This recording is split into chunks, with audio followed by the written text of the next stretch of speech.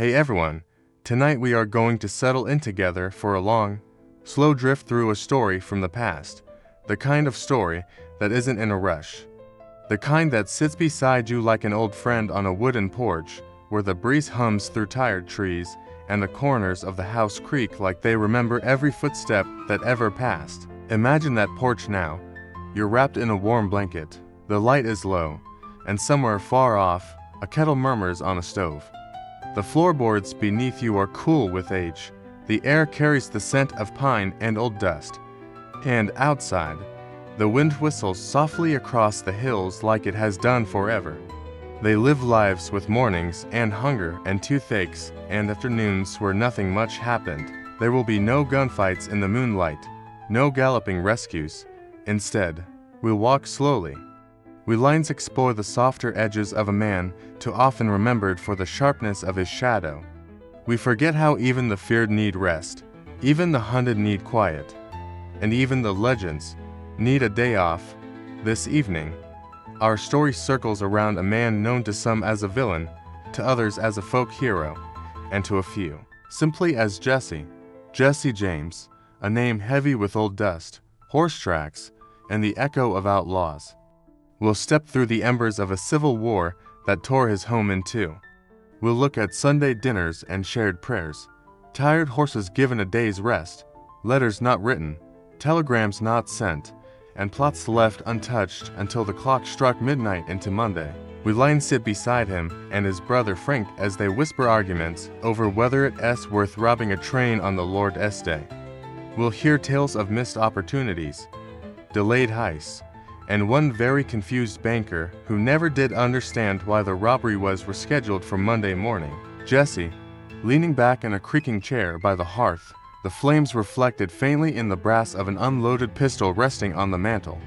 Outside, his horse is already unbridled, grazing freely. The room smells faintly of tobacco and biscuits.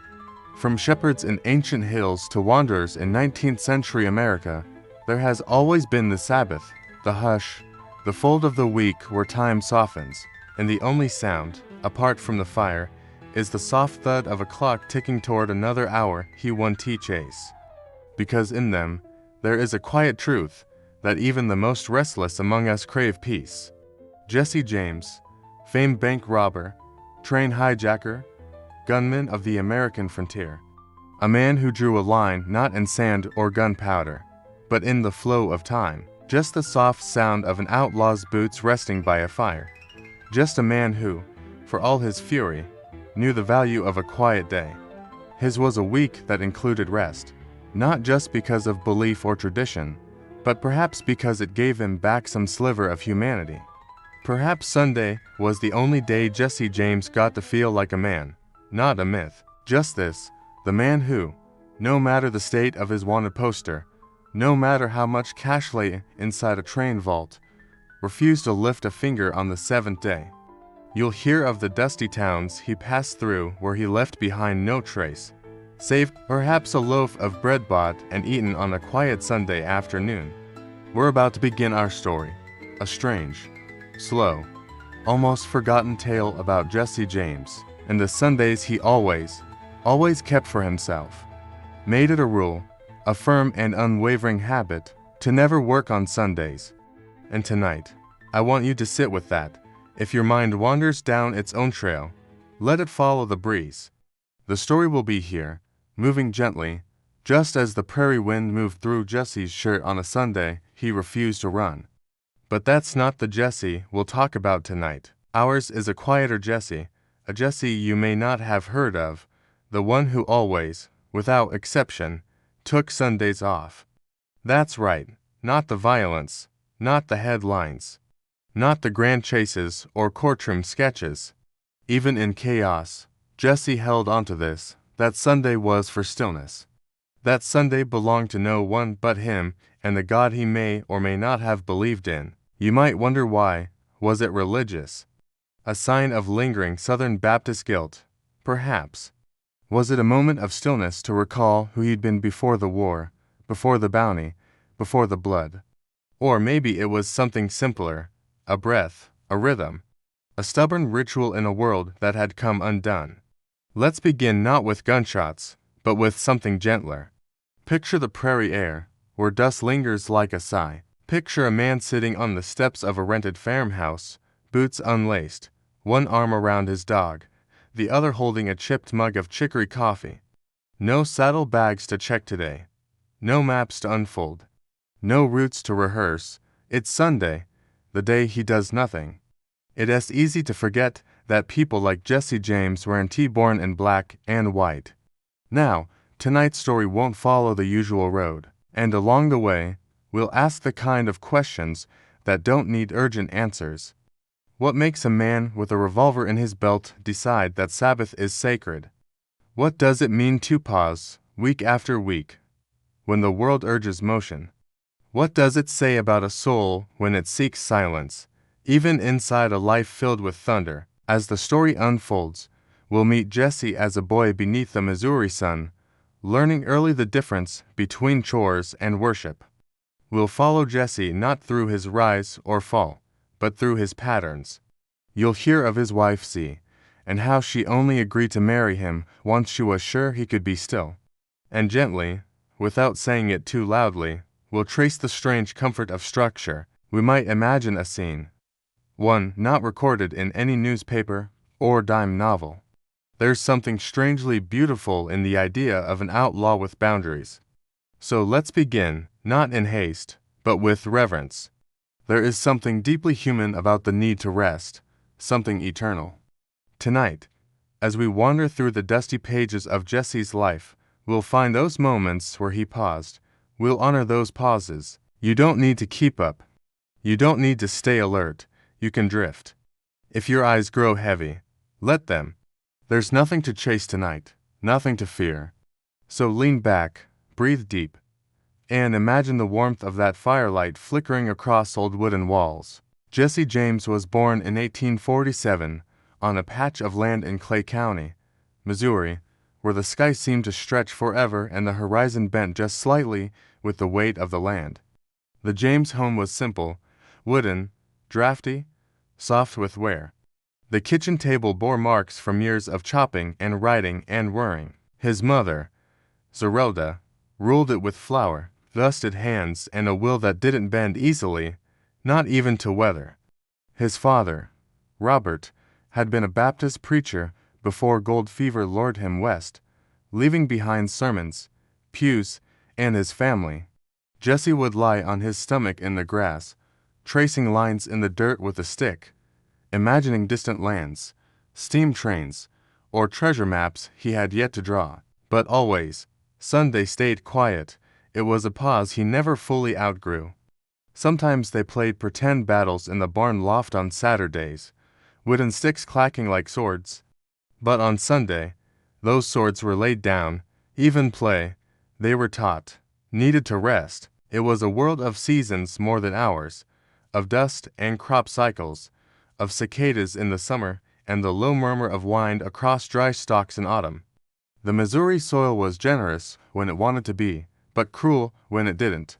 And Tavins, he was just a boy who knew, with all the certainty that only children have, that on Sundays, the world slowed down, droughts cracked the earth, and rains flooded their cellar. A lesson absorbed not from books or sermons, but from the quiet steadiness of his mother's hands, from the way the wind seemed to soften its voice, from the way the land, even the land, seemed to rest. The Civil War loomed on the edge of their horizon, like a storm no one could name yet, a rhythm shaped not by clocks, but by conviction. And deep down, maybe it wasn't about faith at all. He would guard it like treasure. Let us sit beside young Jesse in the golden light of an early Missouri evening and watch the world breathe. Because this is not a story of haste. It is a story of pause, of Sundays, and of a boy who learned, very early, never to work on them. Maybe it was something simpler, something older. The knowledge that every soul, even a restless one, needs stillness. But even in those lean years, Sunday held its place. It was a pocket of gentleness in a life that didn't offer many. The world Jesse opened his eyes into was not yet rushing. It had time for pauses. It had time for prayer. His hands toughened, his back learned the rhythm of bending and lifting. But still, Sunday came like a soft reprieve. Even when he resented the rules, even when he longed to run wild, something in him recognized the need for quiet. It was a day that didn't demand, a rare thing. Even then, his family lived on a modest farm, tucked along a dirt road that led mostly to other dirt roads, past fences patched with rope and the low stone chimneys of neighbors. Sunday wasn't a reward, it was a boundary, one that made all the other days bearable, and boundaries, for a boy like Jesse, would become rare. The war would soon reach them, the family's loyalty to the South would draw unwanted attention. Violence would begin to shadow their fields. But in these early years, before the thunder, Jesse's world was small, sunlit, and shaped by routine. And central to that routine was the sacred slowness of Sunday. Jesse barely remembered his father, just fragments, the tail end of a hymn, a dusty coat hung by the door, the way his mother grew quieter when his name was spoken aloud. Imagine him humming a hymn he barely remembers the words to. Imagine the smell of cornmeal and wood smoke drifting from the house, the lazy scratch of a chicken in the dust, and a silence that stretches far enough to be remembered for decades. It was Zerelda who taught him about the Sabbath. Not through long lectures, but through the rhythm of her hands and the stillness of her Sundays. Not just in rules or chores, but in the air itself. He learned to move more slowly, to keep his voice slower, to sit in the tall grass beside the porch and listen to the wind. He was a restless boy, full of questions and cleverness, often climbing trees just to see what was beyond the next field. But on Sundays, he learned to sit still, to wait, to let the hours stretch. Saturday was always a flurry of preparations, baking, mending, setting things right. But come Sunday morning, the fire was kept low, the barn doors stayed shut, and the Bible sat open on the table like a hush. Even as a child, Jesse noticed it, the way Sunday felt different. Neighbors passed by in their carriages on the way to chapel, nodding solemnly. Jesse sometimes went with them, his boots polished with a little bacon fat for shine. He would sit beside his brother Frank, fingers twitching in his lap, and listen to the preacher's voice rise and fall like the hills beyond the windows. The hymns he remembered best, slow, melancholic, full of longing. They stayed with him, tucked somewhere beneath the noise of later years. Back home, the afternoons were longer. Zerelda would hum old tunes while stirring a pot over the fire. Life on the farm was not easy. Frank, older and bookish, read poetry aloud beneath the trees. Jesse preferred stories of knights, outlaws, and explorers. As Jesse grew older, the expectations grew heavier. Chores before sunrise, fields to tend, animals to feed. It was around this time that Jesse began to understand the world as a place divided between days of doing and days of being. Imagine now a small boy, barefoot in the backyard, staring at the sky through fingers splayed in the sun. Before Jesse was an outlaw, before he was a name whispered in train cars, and perhaps that's where our story really begins, not with a robbery, but with a rhythm. Even years later, even when Jesse's name would stretch across state lines and headlines, he would carry that rhythm with him. And Jesse James, he would protect that stillness with the same fierce loyalty he once gave to his family, his brother, and later, his gang. But we'll get there in time. For now, let us linger just a little longer in the tall grass behind the old farmhouse. The year was 1861, and the land Jesse James had grown up on, so full of hymnals, harvests, and quiet Sundays, began to fracture. Missouri, the borderland between North and South, quickly became a state caught in violent contradiction. It did not know quite where it belonged, and neither did its sons. Jesse was 14 when the war began, too young to fight, but not too young to notice. At first, it was rumors, men with muskets passing through, neighbors gone missing, smoke rising on the far ridge. Then it came closer.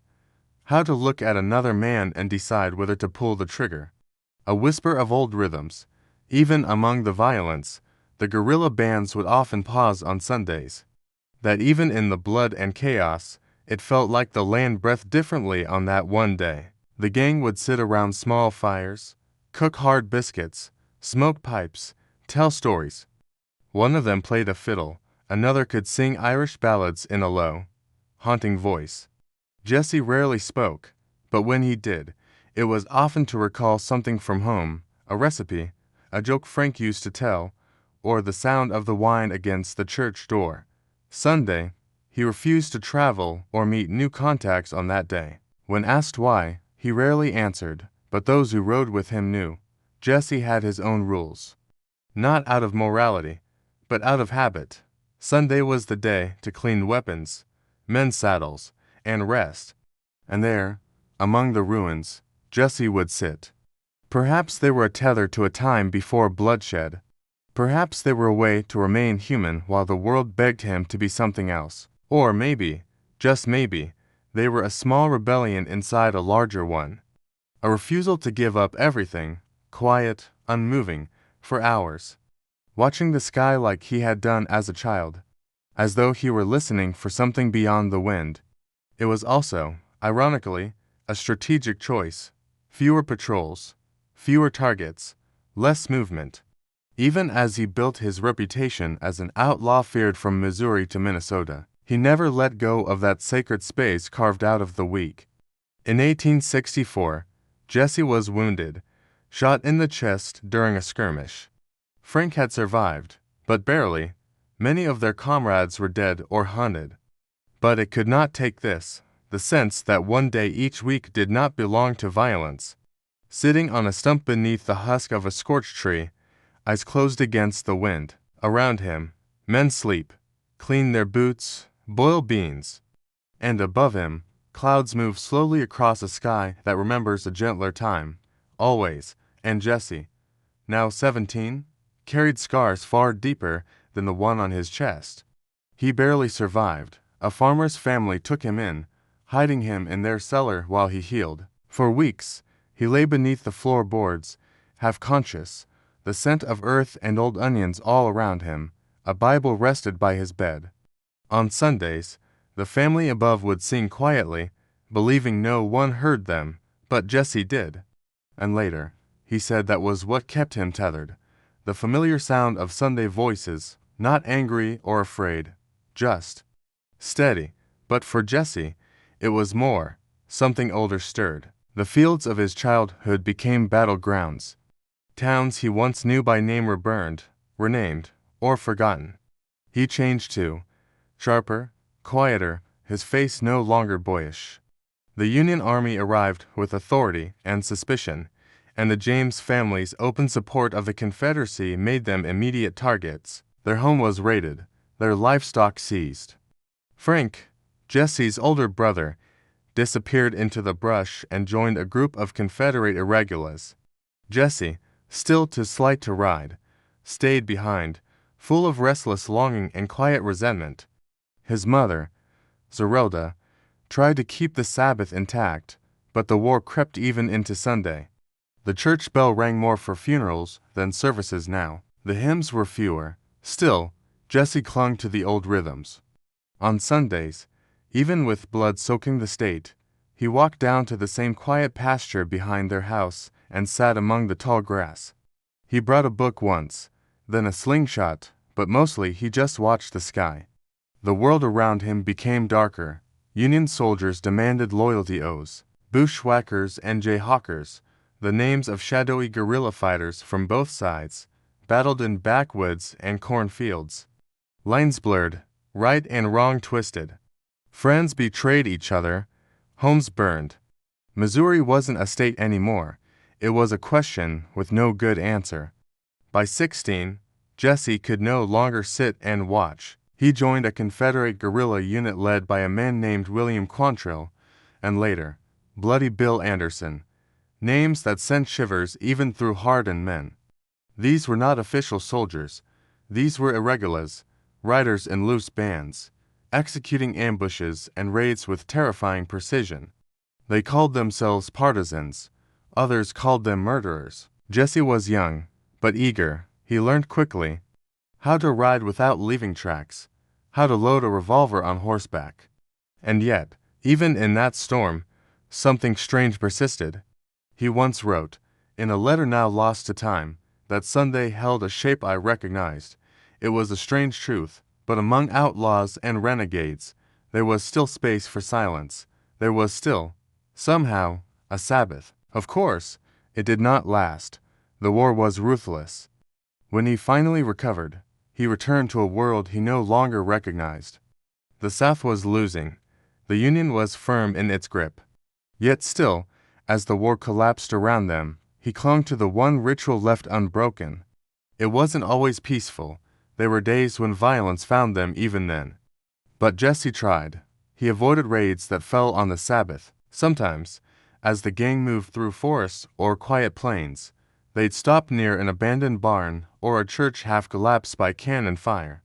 Looking back, it's hard to say what those Sundays meant to him. Imagine him now a young, weary, wrapped in a coat too large, his hands stained from the road. The war had stolen much from Jesse James, his innocence, his faith in institutions, the safety of his family, and as we move forward in this story, deeper into Jesse's life of theft and infamy, remember that even then, he may have changed names. He may have changed laws, but he never changed this. Jesse James took Sundays off. There is something quietly powerful about brothers, especially when the world insists on testing that bond over and over again. Jesse and Frank James were not just brothers by blood, but by something older and deeper: rhythm, memory, and an unspoken agreement that would last their whole lives. Frank was older by 4 years, quieter in most ways, shaped by different longings. While Jesse burned fast and sharp, Frank smoldered slow and steady. He read poetry, he quoted Shakespeare by firelight. He wrote letters in neat script banks, trains, payroll depots. They studied timetables, bribes, river crossings. And yet, through all of this, the strangest thing was not what they stole, but when they didn't. Their Confederate loyalty made them suspects in a land that now bent toward Union rule. The war may have bent many things, but not that. The crew was ready. The town would be unguarded. It was the kind of heist that could set them up for months. But Frank, sitting under a sycamore tree with a tattered book in his hand, said simply, "Let it pass." Even in the smoke of post-war chaos, the idea of rest, of stillness one day each week, held firm. Instead of a robbery, they spent the day skipping rocks into the river. They napped in the shade.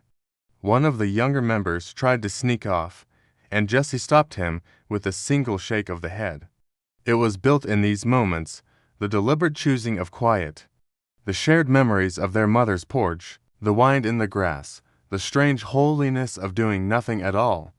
Zerelda had said once, in the kitchen while slicing apples, "If the Lord himself can take a break, so can my boys. No bullets," he said, and I got to hear Frank recite the whole of the rhyme of the Ancient Mariner, sit in the back row of a small church with peeling white paint and hymns sung slightly out of tune. The preacher wouldn't know who they were. The people would nod politely. Jesse would tip his hat. Frank would close his eyes during the prayers and breathe deeply, as if trying to remember the exact smell of home. A boundary line neither brother crossed, not even when they lost friends, not even when money was scarce. They might have robbed 100 banks, they might have galloped through bullet storms. But they always rode gently on the Sabbath. Of books by lamplight, of their father's sermons, of the old rocking chair that always groaned on the porch. You want to catch Jesse James, don't look for him on Sunday. And they were right. No work on Sundays. Most laughed. Some didn't believe it, but they learned quickly. One young rider, eager to prove himself, proposed a quick Sunday hit on a payroll wagon near the river. Jesse didn't respond. Frank stood up, calmly took the map from his hand, and said, "You're welcome to try it. Just not with us." And Jesse and Frank, for all their crimes, for all their chaos, never broke the one rhythm that mattered to them most. One sharpening a knife idly, the other reading aloud some dusty poem to no one in particular. Horses shifting quietly nearby, a rabbit darting through the underbrush, and the wind moving slow through tall grass. They've stolen things. They've run. They've fought. But tonight is Sunday, and nothing else needs to happen. Nothing at all. Jesse, who often pretended not to listen, would look away toward the trees. But the way his shoulders dropped slightly, it gave him away. Jesse remembered that the soil was no longer just for planting. It had soaked too much blood. Frank would tilt his head toward a hill, and Jesse knew to ride wide. Jesse would scratch his boot twice, and Frank knew the plan had changed. But on Sundays, the only signal was the absence of movement. The stillness itself became its own kind of code. And so, the brothers did what many ex-soldiers of their kind did. They turned to outlawry, not for greed, at least not at first, but for survival. For revenge, for defiance, maybe even for clarity. After all, Jesse was haunted, wounded, humiliated in his youth. He carried pain in his chest like a second heartbeat. But Frank remembered the poetry of stillness, the use of a pause, and carried well-worn books in his saddlebag. Homer, Byron, even Plutarch, tucked alongside ammunition. Where Jesse sought danger, Frank often sought meaning. And where Jesse ruled by instinct, Frank preferred intention. After the war, the two brothers returned to a Missouri that no longer welcomed them. Jesse may have carried more flair, the daring leaps onto train cars, the threats delivered with a calm drawl, but it was Frank who guarded the edges. He would simply raise an eyebrow when a proposed job fell on the Sabbath. Jesse understood. He always did. The first robberies were clumsy. But they learned. Sundays were off limits. Frank was the keeper of that rule. You see, in their mother Zeroda's home, Sunday was never negotiable. One of the gang's near-legendary missed opportunities came near Gallatin, where a train carrying government payroll was scheduled to arrive on a warm Sunday afternoon. Jesse grumbled, "We'll never get a better shot." Frank closed the book, looked up, and smiled. "We will, just not tomorrow." So they waited. They camped outside town, their horses tied loosely, their guns holstered. That train rolled through untouched. The newspapers reported nothing. And Jesse later told someone that it was one of the finest Sundays of his life. You see, the bond between Jesse and Frank wasn't forged through danger alone. They had a way of communicating that needed no words. Frank had a way of grounding Jesse when the younger brother drifted too far toward rage. Sometimes on Sunday evenings, when the sun had dropped low and the fire crackled soft and low, Frank would speak of their childhood. In towns they passed through, they might stop for a service. It wasn't just superstition, it was a ritual, a way of remembering they were men, not just legends in the making. When new members joined their gang, the rule was made clear. No one ever brought it up again. Their outlaw life was loud, chaotic, full of pursuit and fire. But Sunday was the counterpoint, a place of exhale. Years later, when the legends had already begun to sprout like weeds across the West, there was a whisper among lawmen and townsfolk alike. That's the thing about rhythm. It's invisible until it's broken. So imagine them now, the two brothers, side by side near a low-burning campfire. Jesse James didn't dive into crime like a man chasing flame. He stepped into it slowly, as if entering a cold creek carefully, deliberately, toe first. After the Civil War, Missouri was scorched and splintered. Farms lay in pieces, and old neighbors eyed one another through fences they no longer mended. Jesse, raised in a religious home but hardened by war, found himself restless. One Sunday near Maysville, they spotted an armored wagon left momentarily unguarded. On Sundays, guns were oiled but never loaded. Saddles were repaired, horses brushed. It was stitched deep into him. His mother, Zerelda, believed in the Sabbath like she believed in fire and storms uncheckable, and not to be tested. As a boy, Jesse wasn't allowed to whistle, hammer, or even read newspapers on Sundays. Only quiet, only rest. That belief never left him. Church bazaars were scheduled then too. People figured Jesse wouldn't strike on that day. And they were right. And look where that's gotten them tired and hated. Once, he was offered $5,000 for a job scheduled on a Sunday in Topeka. He declined, lighting his pipe instead. If we work every day, we're no better than what we're fighting. It wasn't about religion anymore. It was about rhythm, about reminding themselves they weren't machines. They could still choose. There's even a tale of a Kansas mayor who left his bank vault open on Sunday, just to prove his faith in Jesse's calendar. The vault remained untouched. "I might be a thief," Jesse reportedly said, "but I'm not impolite." Amid bullets, betrayals, and blurred loyalties, that one day held its shape. It anchored him, quietly, week after week. Not to absolve himself, not for forgiveness, but to remember that beyond the masks and rifles, he was still a man who once listened to his mother. And in a world that asked for everything, Jesse always kept one day for nothing at all. In a twisted way, Sunday became Missouri's safest day. When asked about it once, Jesse said, "Mama used to say if your soul doesn't get a break, your bones won't either." That was enough for him. It became his code. On one Sunday afternoon, Jesse was seen sitting in a barn, legs crossed, teaching a new recruit how to sharpen a knife evenly. The rain fell in sheets outside. "Every blade's different," he said, "like every week. Take care of it, and it'll take care of you." Moments like that stuck with his men. Some began keeping journals on Sundays. Others wrote letters. A few even prayed. The day turned into more than rest. It became a quiet reset between the noise. Frank would read passages from old books, Shakespeare, Thoreau, sometimes Psalms. Jesse liked to carve things, usually from scrap wood, a pipe, a letter opener, a miniature horse. They drank coffee. They spoke less. Time slowed. He won't run. He won't ride. He'll be somewhere dry, counting his bullets or boiling beans. Posses learned to pause, too. Journalists rarely printed this detail. It lacked the drama they preferred, but it spread in whispers. Jesse James kept the Sabbath, and strangely, many folks respected him more for it. Even when terrified of him, they nodded at his rules. In the middle of a life full of fear, it was a pocket of calm. They weren't saints, but for one day each week, they weren't outlaws either. The temptation was thick in the air.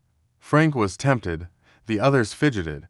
But Jesse sat on a tree stump, arms folded. When pressed, he answered plainly, "If it's ours, it'll still be there Monday," and it was. The doors creaked as they entered, soaked and shivering. The small congregation recognized them instantly, but no one moved. Jesse removed his hat. He sat in the back pew, silent. The preacher delivered his sermon, voice steady. Afterward, Jesse helped move wood into the vestibule.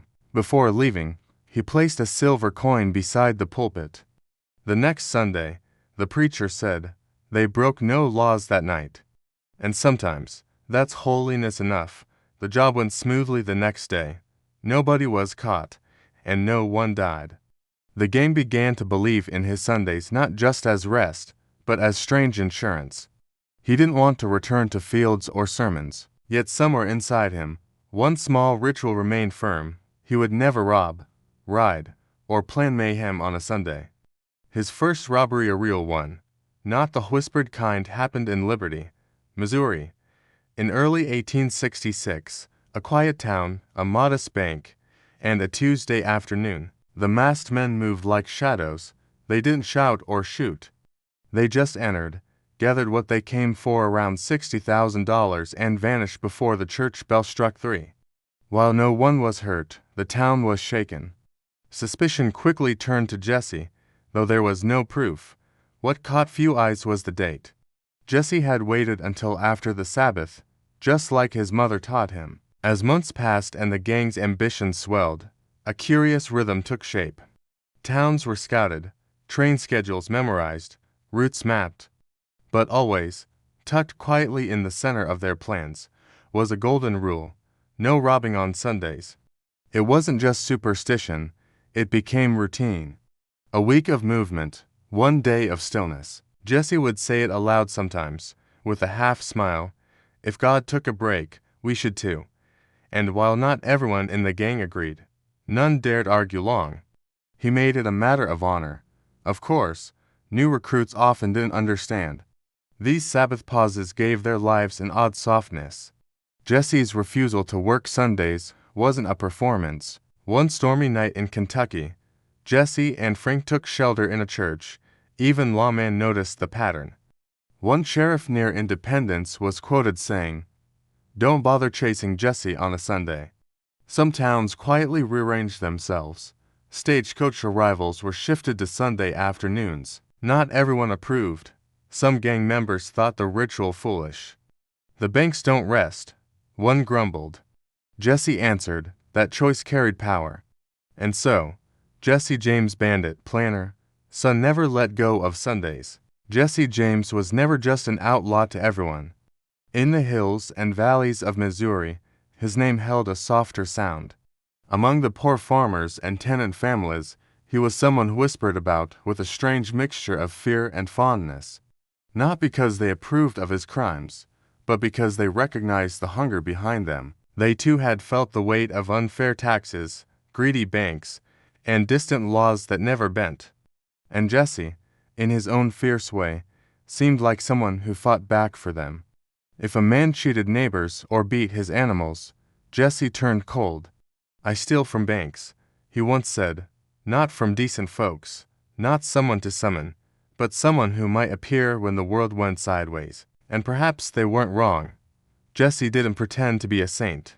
He came to her door half collapsed, bleeding, not saying a word. Not ashamed, not repentant, just quiet. As if their decency reminded him of what he'd stepped away from.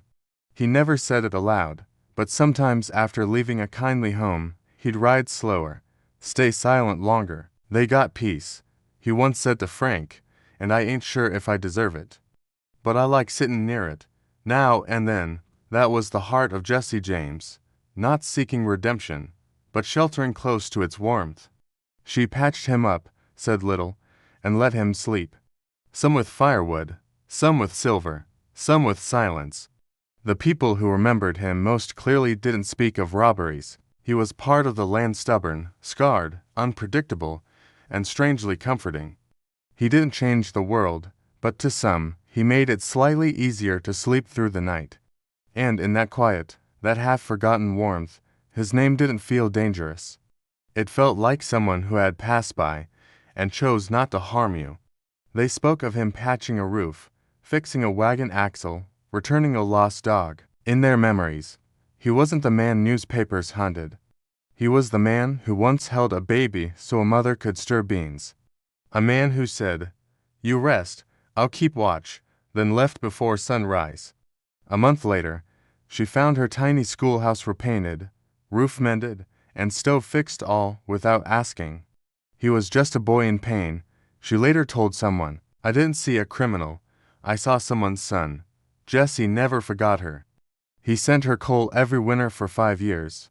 He once said, "I've done things I'll never speak of. But not everything I've done was wrong." He understood he was feared. He used it. But he also wanted to be remembered not just for the blood, but for the bread. Not just for the smoke, but for the stories left behind in quiet kitchens and fire-warmed porches.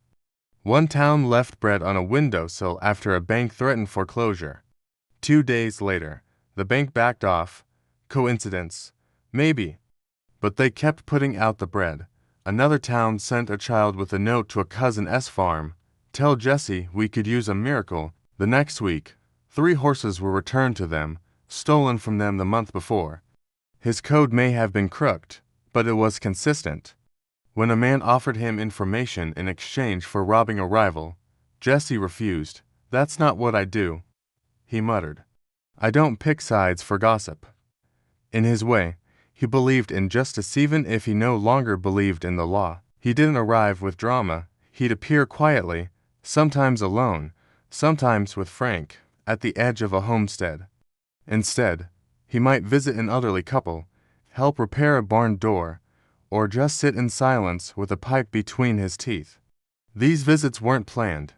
He simply followed the dust roads and paused where it felt right. In one case, he helped an entire village fix a collapsed church roof quietly, at night, leaving hammer and nails behind. By morning, it stood again. Nobody claimed credit, nobody needed to.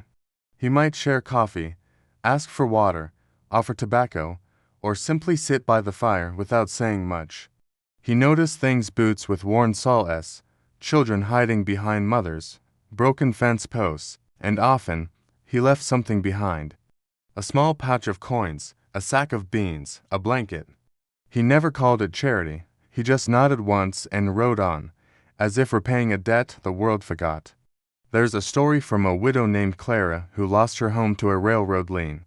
One night, a stranger came to her door, left a heavy bag on the table, and said, "Don't worry about who." He asked what they were building with their sticks, what games they played, what scared them most.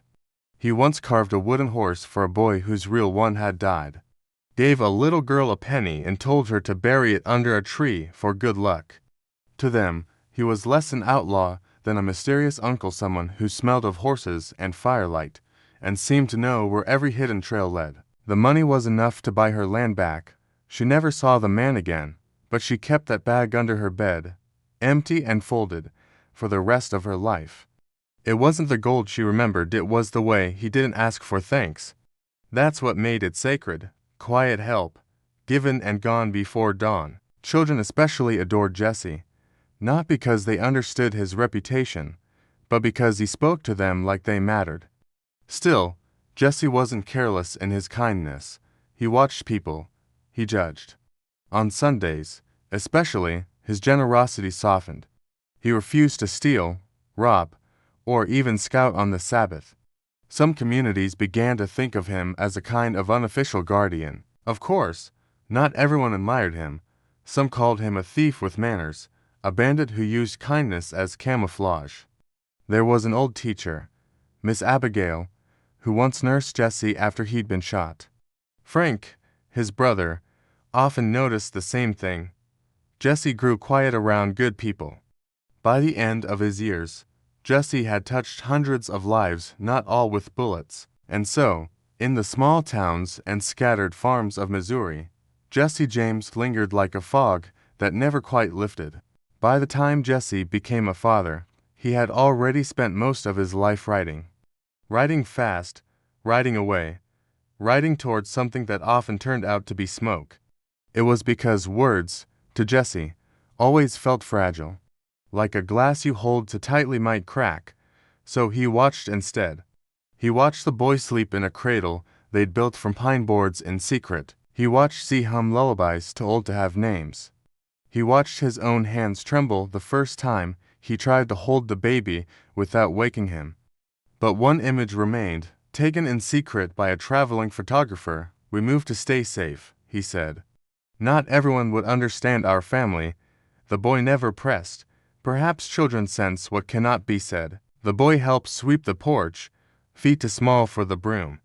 On those Sundays, Jesse would sit in a rocking chair and read aloud from old newspapers, carefully skipping the parts with his own name. They laughed at the strange stories, they shared apples. And for a time, Jesse imagined that maybe, just maybe, he had outrun the life that chased him. But some truths were hard to hide. One Sunday, the boy asked, "Are you a good man?" Jesse didn't answer immediately, sometimes humming, sometimes silent. The world outside remained wild and unfinished.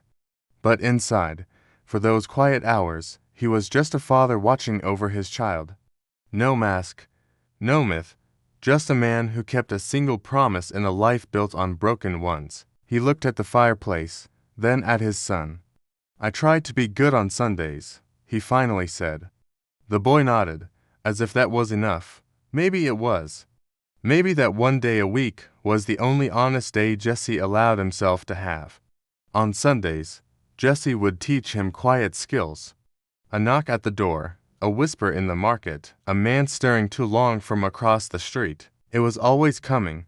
Jesse would pack quickly, fold the blanket gently, lift the boy while he still slept.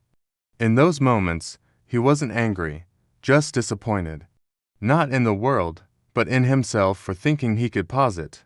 And yet, he always made sure they were gone before Sunday, so that when the sun rose and the boy awoke, they'd be somewhere else, but still together. How to polish boots, how to slice bread evenly, how to listen to birdsong and guess the weather.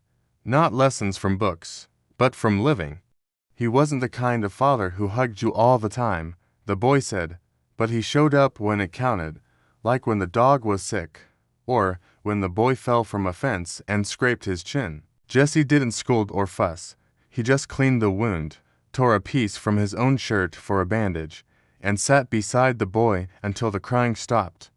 That's how he loved, the boy said, quietly, and the boy learned without complaint. Jesse is seated on a porch, hat tilted low, the boy in his lap, clutching a biscuit with both hands. The child's gaze is curious. Jesse's is unreadable, but if you looked closely, you could see his fingers curved protectively around the boy's knees. A father's shield not with guns, but presence. And then, he sat still for nearly an hour, just so he wouldn't. But when his first child was born, a boy with his mother's dark eyes and Jesse's quiet brow, something shifted. Not instantly, not dramatically. On Sundays, when the weather allowed, he would carry the boy outside, wrapped in a quilt stitched by Z's aunt. They'd sit beneath a tree, not far from whatever safe house or rented room they were living in, and Jesse would point at the clouds.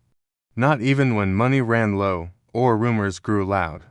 If a job came up that required travel or violence, and it fell on a Sunday, Jesse would shake his head. "The boy's expecting me," he'd say, even if the boy was too young to mark time.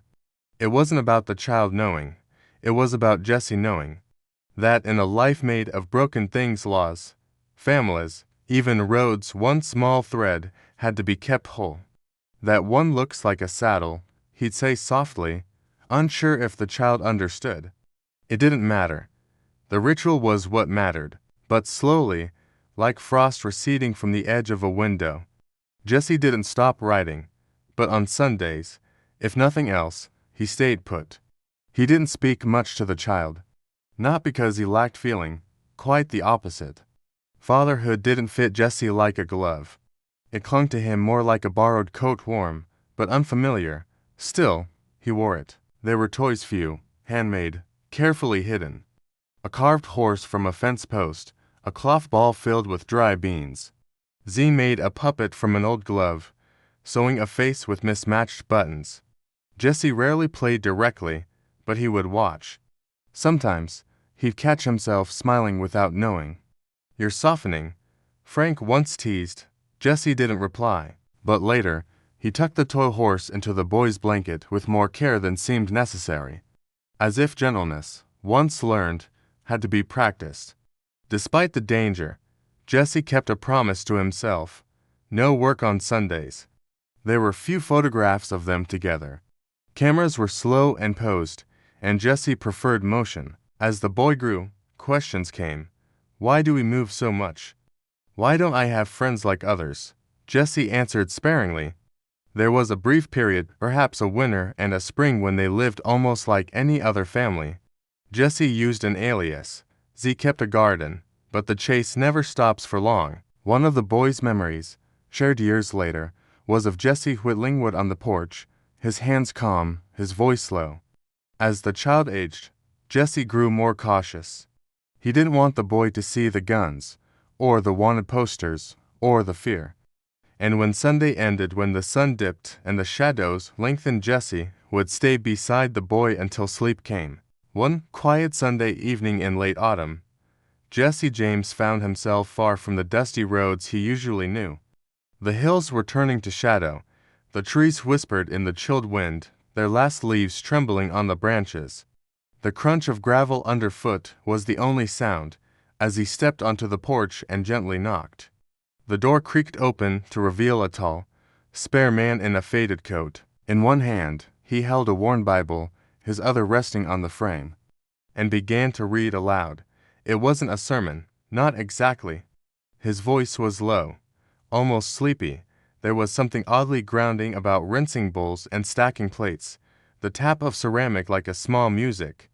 Amos handed him a rag to dry with, and Jesse worked quietly, his fingers brushing against smooth porcelain. "It's not much, but it's warm," he said. Jesse accepted it with a whisper of thanks. They exchanged only a few quiet words.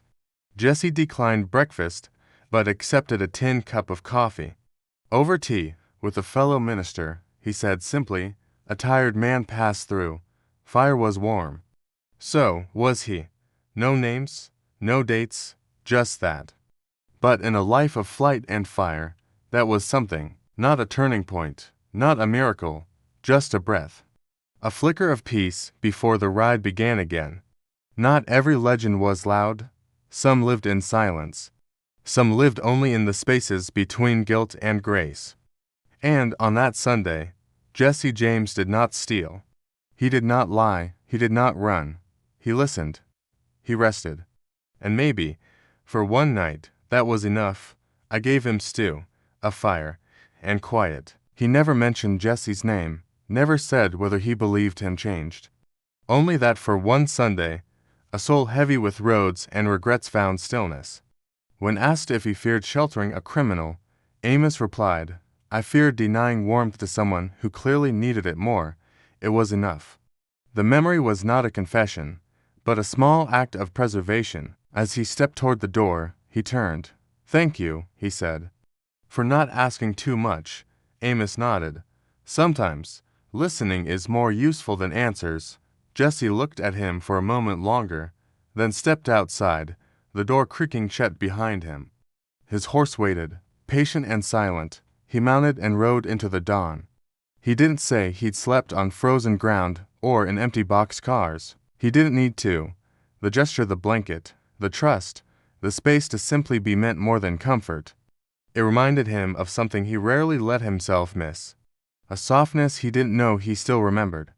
He stretched out on the bench, boots off, arms folded beneath his head, and let his eyes close. "You don't seem the usual kind of stranger," Amos said mildly. Jesse gave the faintest smile. "I'm not the usual anything." Neither man laughed, but a moment passed between them, a hush of mutual understanding, or at least, mutual quiet. The wind outside picked up, brushing the house like a gentle question. The words came from Isaiah about the weary finding rest, about walking and not fainting. Jesse didn't react, but he listened. The cadence of Scripture, half forgotten, stirred something distant in him. Maybe memories of his mother's stern voice on a Sunday morning, telling young Jesse to wash up for church. When the reading ended, Jesse said softly, "That one I remember." Amos only nodded, as if that was all that needed saying. "Evening," Jesse said softly. "I don't mean trouble, just cold." The man studied him with quiet eyes, then nodded. No questions, no alarm.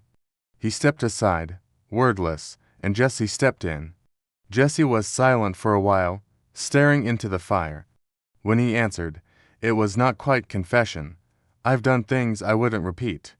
And some things I wouldn't undo." Amos folded his hands.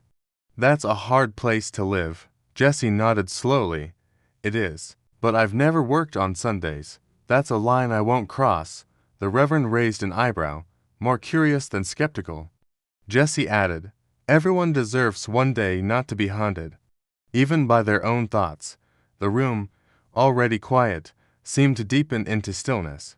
After days of riding saddle sore and silence heavy, he was tired. Bone deep tired. Ahead of him, just off the trail, stood a humble farmhouse. He passed one to Jesse, who took it with a nod. The warmth soaked into his hands before it reached his mouth. They ate without hurry. No questions were asked, no names exchanged. Just the rhythmic clink of spoons and the steady breath of fire. When the meal was done, Amos poured warm tea into 2 chipped cups. He stirred his with a spoon that clicked once, then lay quiet. "You travel far?" Amos asked at last. Jesse paused. "Far enough," he answered, not as evasion, but as truth. Not large, not lit up like a trap, but alive. A single chimney sent a thin ribbon of smoke curling into the gray sky. There was no barking dog, no barn doors swinging. Just the hush of a house wrapped in the stillness of Sunday. Jesse approached on foot, leading his horse. He wore no mask, no bandana, no weapons drawn. The man was Reverend Amos Cleary, a preacher known only to the scattered members of his tiny Missouri flock. His home was a simple one, a low-beam ceiling, shelves of well-thumbed books, a fireplace with orange coals quietly popping in the grate. Two wooden chairs, a table covered with a faded checkered cloth. There was the smell of stew lingering, and fresh bread somewhere unseen. Jesse removed his hat, eyes lowered. The Reverend pointed to a chair. They sat, they said little. Outside, the wind rustled dry grass. Inside, time slowed. After a time, Amos ladled stew into two mismatched bowls. The Reverend didn't press. He opened his Bible, turned pages with familiar ease. Later, Jesse helped wash the dishes. His movements were slow, deliberate. Eventually, Amos asked, "Do you carry weight on your heart, son?" When the fire dipped low, Amos offered Jesse a blanket and pointed to a wooden bench near the stove. Morning came pale and hushed. Jesse rose early, folding the blanket carefully. The house smelled faintly of coffee and damp wood.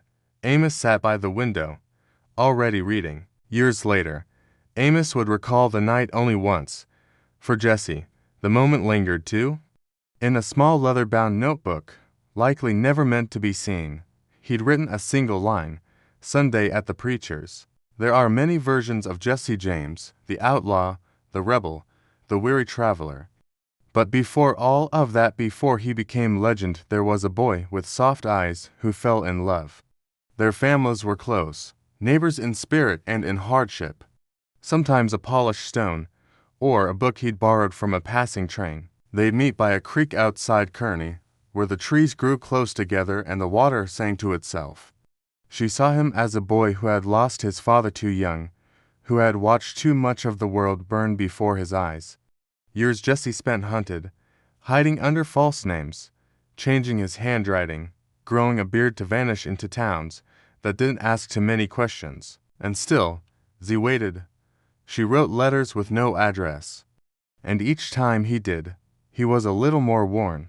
Just a morning under a cloudless sky, with wildflowers in her hair and dust on his boots, the preacher barely looked up from his book.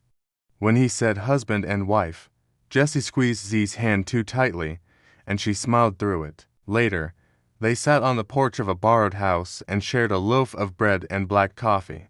No one came to celebrate, but Jesse, that day, didn't feel alone. He felt chosen, a little more careful, but Z never kept score. She didn't measure love in weeks spent together or miles traveled. She measured it in glances held too long. On Sundays, he'd stay home, if he could, but it was tender. "Tell the baby not to cry too much," he wrote once. He was complicated, contradictory, human. And in loving Z, he found a compass however often he strayed from it. Their love didn't save him from history, but it gave him something to return to, again and again. And if nothing else, that love reminded him that even the most haunted man could be found if only in the arms of someone who saw past the legend to the man inside. "I'll be home as soon as I'm able. Don't light the lamp too late. You need your rest." These weren't declarations of love. They were declarations of care, folded into domestic instructions, and that was Jesse's way. He didn't promise forever. He promised he would try. In a world where tomorrow was a luxury, trying was the closest thing to devotion. He'd mend tack, boil beans, or simply sit beside Z and read aloud from a tattered book. He never read the ending. He liked to leave stories unfinished open, like his own. Sometimes, they'd go walking along the river, and Jesse would talk about building a small farm somewhere no one knew him. Z never laughed at the idea. She only asked what kind of trees he would plant. In letters tucked under floorboards, in the rhythm of Jesse's steps on the porch before he knocked. Love, to her, was not a possession. It was a commitment to waiting, and a hope that waiting was enough. She lit candles on Sundays and prayed not for his safety, but for his soul. When she did see him, she would whisper, "Stay one more hour," and sometimes, just sometimes, Jesse would. She didn't romanticize him, she grounded him. When he boasted, she raised an eyebrow. When he brooded, she baked bread. Her strength was quiet, her love, even quieter. It was never loud enough to echo, but always deep enough to anchor. Jessie would later say, "She was the one place I could breathe." It was there that Z first asked Jessie, "Do you ever rest?" And Jessie, not yet hardened, said, "Only with you." He brought no stolen goods, only a basket of peaches. They sat under a persimmon tree, the fruit heavy above them, and talked about nothing in particular, just the weather, the sound of insects, the foolishness of politicians. It was the first time in years Jessie allowed himself to laugh freely. Z brushed his hair from his forehead and asked, "Is this real?" Jessie looked at her hands and replied, "It's the only thing that is." It was the truth, though he didn't know how rare such peace would become. Z had a voice like low wind in pine branches, soft, steady, patient. She didn't ask many questions. She didn't need to. Jessie was drawn to that quiet, as if it echoed something in himself he didn't know how to name. He had been chased by war, anger, and later, by men with badges, but with Z, he wasn't chased, he was still, and for a man who would spend most of his life running, stillness was a kind of miracle. Her name was Zerelda Mims, though most simply called her Z. They met long before Jessie became a fugitive, when both were just beginning to learn the shape of their lives. And in a way, he honored her more by waiting. Mondays were their secret, or Thursdays, whenever time bent just enough to allow a meeting. Their love had to survive between raids, between aliases. Jessie once arrived to see Z with dust on his boots and dried blood on his sleeve, not his own, he assured her. She didn't flinch. She simply poured water into a basin, handed him a towel, and said, "You look tired." It wasn't a grand beginning. No dramatic first kiss. Just a glance across a churchyard, a quiet smile, and a shared understanding that something gentle had taken root. Z was Jessie's cousin, by marriage and by familiarity. Their courtship was slow, unhurried, marked by long walks and longer silences. They spoke in gestures more than words. Jessie would bring her wildflowers when he could. Jessie never visited Z on Sundays, not out of neglect, but principle. That day was for silence, for stillness. Z understood Jessie in a way no one else did. Not as a folk hero, nor a criminal. They didn't marry quickly. There were years between the first letter and the wedding. One summer, Jessie surprised her by appearing in broad daylight, unarmed, dressed like a farmer. Their love was shaped by absence more than presence. Jessie was always leaving, always promising to return. Eventually, they married quietly, almost secretly. No music, no church bells. Even in marriage, Jessie didn't become still. The world wouldn't let him, but he tried, in small ways.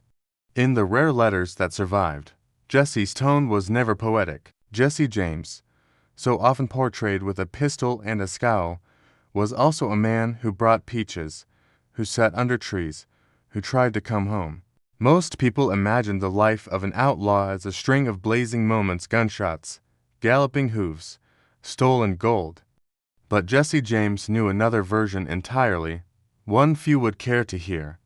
Being outside the law was not thrilling, it was tiring. Jesse had once been quick to assess, sharp in negotiation, cunning in strategy. But these days, he second-guessed. He moved slower not from fear, but from fatigue. The road they traveled stretched long, and though they had outrun bullets and betrayal, they could not outrun weariness. Sometimes, when the others slept, Jesse and Frank would sit in silence beside the fire, watching the flames flicker. There was nothing left to say. Their bond, forged in blood and brotherhood, no longer needed words. Moved west, changed his name, became someone else entirely. He noticed how quickly he became short of breath, how his horse's gait made his joints ache. He would not complain, not Jesse James, but he would pause more often. Take the long way, not out of strategy, but because his bones needed less violence. When rain fell, he did not curse it, he let it soak him. Sometimes, He even welcomed it, as if the sky itself wept on his behalf. These were quiet acts of surrender, of peace. He thought of a small cabin by a stream, of fishing poles and quiet dinners, of never looking over his shoulder. Jesse didn't care. He had nothing to prove, not anymore. The kind of deep emotion that rises only when a man has held his breath too long. On one Sunday, after a week of riding in rain and dust, he sat under a sycamore tree and watched sunlight filter through its leaves. He sipped weak coffee and thought of his mother's voice, of his child's laugh, of a hymn half remembered. And in that moment, Jesse James was no outlaw, no fugitive, no legend, just a man, grateful for stillness. If they needed him to be a cold-blooded legend, let them have that in their minds. But he would continue to choose rest when he could, because he knew the cost of speed. He had seen it take good men to early graves. And Jesse, despite everything, still had something left to live for. Even if it was only the next peaceful Sunday, but he told no one. Not Z, not Frank, because even hope had its weight. And Jesse, tired as he was, could not carry both survival and longing. He had learned the art of resting while hunted, the courage to be still in a world that demanded motion. Perhaps that was his truest rebellion, not the robberies or the escape plans, but the refusal to be hurried. In a life defined by action, Jesse had discovered the quiet defiance of rest. And every Sunday he kept sacred, every breath he let slow, was a small, hard-earned act of freedom. So he kept moving, but inside, the dream stayed lit, like a candle in a shuttered room, flickering but unextinguished. They understood each other in stillness better than in speech. He had learned that rest, even short-lived, could sharpen a man's instincts better than any weapon. Observations, mostly. Cold wind from the north today. Ribs sore from the saddle. Saw a rabbit at dawn. These weren't confessions. They weren't for anyone but himself. A way of saying, I am still here. I am still thinking. I am still noticing. In a life where he was more myth than man, Jesse's scribbles became the last tether to reality. He was exhausted by his legend, by the performance others expected. In those pages, he could simply be. Sundays, especially, had become sacred. Not out of piety, but preservation. Jesse no longer dreamed of riches or revenge. He dreamed of trees in bloom, of laughter in a kitchen, of a porch with no urgency. These were soft, quiet things, fragments of a life that might have been, or could still be, if he stopped running, but he knew dreams were dangerous. They could slow a man, make him vulnerable. Still, Jesse allowed himself that indulgence on Sundays. When the world outside fell still, he would let his mind wander into those meadows of thought, and for a while, he rested there. Jesse would not ride, would not plot, would not even clean a revolver. He would drink coffee slowly and watch the clouds move across the sky. It was a slow, grinding fatigue that began in the legs, moved up the back, and settled behind the eyes. The weight of living constantly in motion made Jesse older than his years. Each morning came not with excitement, but with the dull certainty that survival required effort, and effort, eventually, wore thin. Jesse began to feel that weight more with each passing season. The excitement he once found in plotting escapes or outsmarting lawmen began to fade, replaced by the simple desire for quiet. Even the sound of wind through trees, once ignored, now called to him like a song. In his saddlebag, he carried small comforts, a worn handkerchief from Z, a few pages of scripture, a tin of tea. Nothing fancy, just fragments of a quieter life he sometimes let himself imagine. On Sundays, he would boil water over a low fire and sip his tea as the birds chirped nearby. There was no glory in it, no applause, but for Jesse, these moments felt like victories in a world that had forgotten gentleness. In those rare, undisturbed moments, he would sit beside a fire and stare into it, not planning, not remembering, just existing.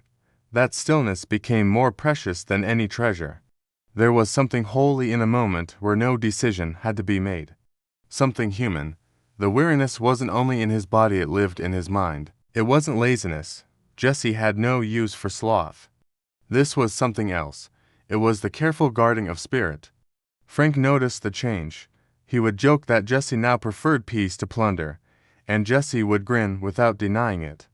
They both knew what time was doing. Jesse started writing again, not letters, not manifestos, just brief notes in a pocket-sized ledger. Dreams, too, changed. He often wondered what life might look like if he disappeared. Not died, disappeared. The roads felt longer now. Each mile took more from his knees, his back, his patience. Others began to question his resolve. Some thought Jesse was losing his edge. Others whispered of softness, of sentimentality.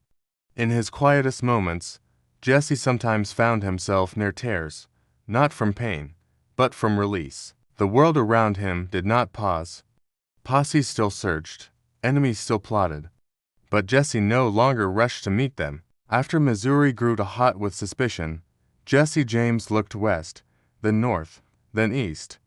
Any road that curved away from home seemed safer than the ones that led back to it. The days were dry, dust rising beneath hooves like sighs. The rivers moved like silk between the trees, and the forest held a deep, cool hush. Jesse liked that hush. It felt ancient, like the land itself was listening. Jesse began naming the towns in his ledger, not for their geography, but for their mood. Hollow Town, he wrote once. Kind Corner, Rain Sleep. Each place was a passing shadow, a pause in the greater motion of his life. He wasn't looking for a hideout, he was looking for breath. In a wooded stretch near the Missouri River, they found an old hunting cabin, abandoned but sturdy. A child might point, and a mother would shake her head gently, pulling the child away. Jesse never felt anger at that. There was a kind of mercy in being ignored, better that than fame. In places like those, he found a strange dignity. He was still a man, after all, not just a name in the papers, not just a story. Just a man with sore feet, looking for eggs and firewood and a quiet night's sleep. It had no door, but the roof held. They lit a fire, ate dried apples, and Jesse sat outside with a tin cup warming his hands. Snow had just begun to fall, quiet flakes that softened everything. Frank read Psalms aloud. Jesse listened without nodding. Perhaps there was no such place. Perhaps all men like him lived half-rooted, part dream and part dust.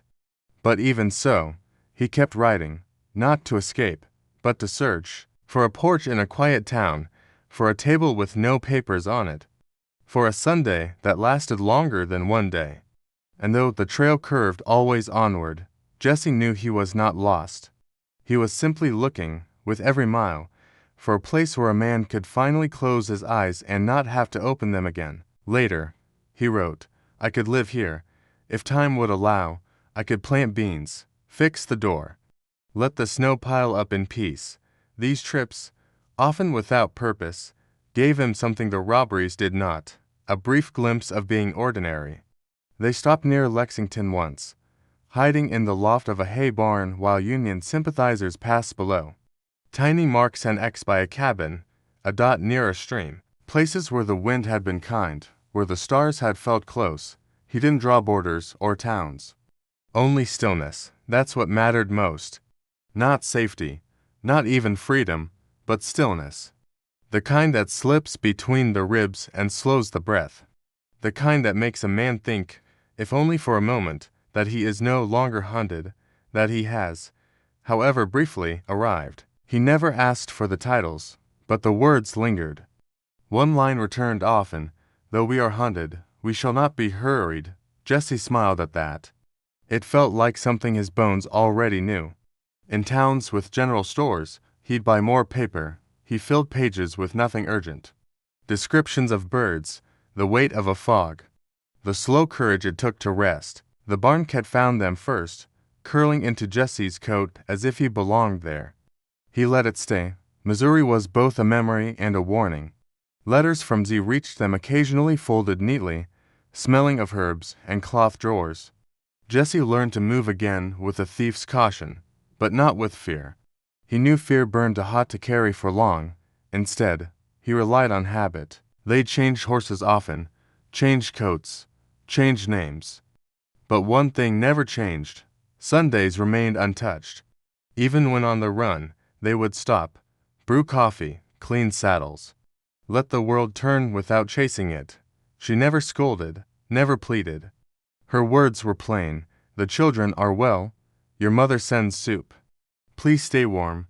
Jessie read them aloud only once, then folded them away with care. In a world where so much was uncertain, her handwriting became an anchor. It reminded him of the life that waited, even if it felt farther with each mile. For 3 days, they ate smoked ham and apples and didn't speak unless they had to. It was a rare and welcome silence, full of unseen gratitude. They passed abandoned barns, rusted gates, and fence posts that leaned like tired old men. There, he could walk among strangers with his hat low and go unrecognized. He bought coffee in chipped mugs, listened to farmers talk about corn, watched children play marbles in dust. No one asked about his past. They had their own burdens to carry. One Sunday, in a small church, Jessie sat at the back and listened to a hymn about rest. He left before it ended, but the melody stayed. Sometimes they found old acquaintances, former guerrillas turned farmers, who offered a night's shelter and a bowl of beans. Other times they slept under stars, wrapped in blankets that smelled of horsehair and sweat. Jessie wrote in his journal simply, "Too quiet today." Frank snored. "Clouds look like sails. No one found us." He and Frank rode in long, quiet stretches through the grasses of Kansas, the hills of Kentucky, and the wide, wind-worn plains of Iowa. They avoided towns when they could, choosing instead to camp beneath trees or near forgotten creek beds. Their trail was less about destination and more about delay. For Jessie, staying in motion had become its own kind of stillness. In Kansas, the roads were lined with sunflowers taller than a man's shoulder. Kentucky was greener, lusher. Iowa, with its endless fields and sky that stretched to wide, gave Jessie a strange peace. The towns were smaller, the people less curious. In between these places, there were long rides, days that blurred together in the rhythm of hoofbeats and wind. Frank took to carrying books again, small ones, wrapped in cloth to keep them dry. He read by firelight poems, mostly, and Jessie sometimes listened. They rarely spoke of home. Not all moments were calm. There were close calls. A deputy recognized Frank near a train yard in Iowa. A shopkeeper in Kansas gave them too much attention. There was one Sunday they remembered more than most. Sometimes, they passed through towns where their names were known, but not spoken. Farmers would look, but say nothing. As the years wore on, Jessie kept a map not of where he'd been, but where he'd rested. Jessie never knew if he would find a place to stop for good. Winter came to Jesse James not like a threat, but like a hush. It wrapped the world in quiet, not with fear, but stillness. Roads disappeared beneath soft layers of snow. Trees stood in silence, limbs heavy with frost. The air itself seemed to move slower, thick with cold and stillness. To Jessie, winter was not an enemy, but a pause, a lull in the long chase. It gave him a strange peace. With snow underfoot and sky the color of ash, he moved more like a ghost than a man. The snow would fall sideways, pushed by winds that screamed through empty barns and frozen riverbeds. On days like those, Jessie felt the weight of each breath. The world shrank to the few feet around a fire. He would check the sky for breaks in the clouds, listen to the creak of beams overhead, and hope the next shelter lay not too far away. Jessie used the season to his advantage. He moved deliberately, chose his routes with care, and avoided places too well lit. Jessie and Frank spent the day in the cellar of a church, too poor to have candles. They sat in the dark, the air thick with the smell of damp earth and distant singing. Above them, hymns drifted down through the cracks. They didn't move, didn't speak. They simply listened. The music came in fragments, as if filtered through snow and sorrow. For a moment, they became part of something larger than the chase. They didn't celebrate, they didn't remember. They simply existed in that small, dim place, cradled by song. In smaller towns, he could pass as a stranger, an ordinary man with a tired face.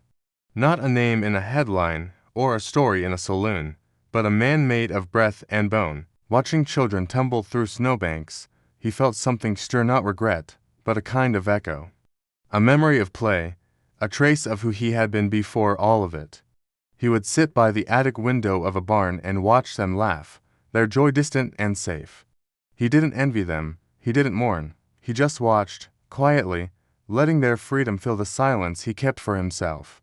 He carried coins wrapped in cloth to warm them before paying. On rare occasions, he slipped into an inn, stayed a night, and left before sunrise. The winter gave him space, not safety, but space. Cold changed a man's sense of time. A single hour could feel like an entire day. And in those long stretches, Jesse learned patience. And more than once, he welcomed the stillness with silent gratitude. A pie left on a windowsill, a basket of wood abandoned near a well, a scrap of blanket left behind in a stable. The wind outside would whistle through the trees, or slam softly against wooden walls. But inside, all was still. He would close his eyes, not with fear, but with fatigue. He might not sleep long, but for a few hours, the world asked nothing of him. And in those hours, he was no longer an outlaw, he was not a symbol or a fugitive.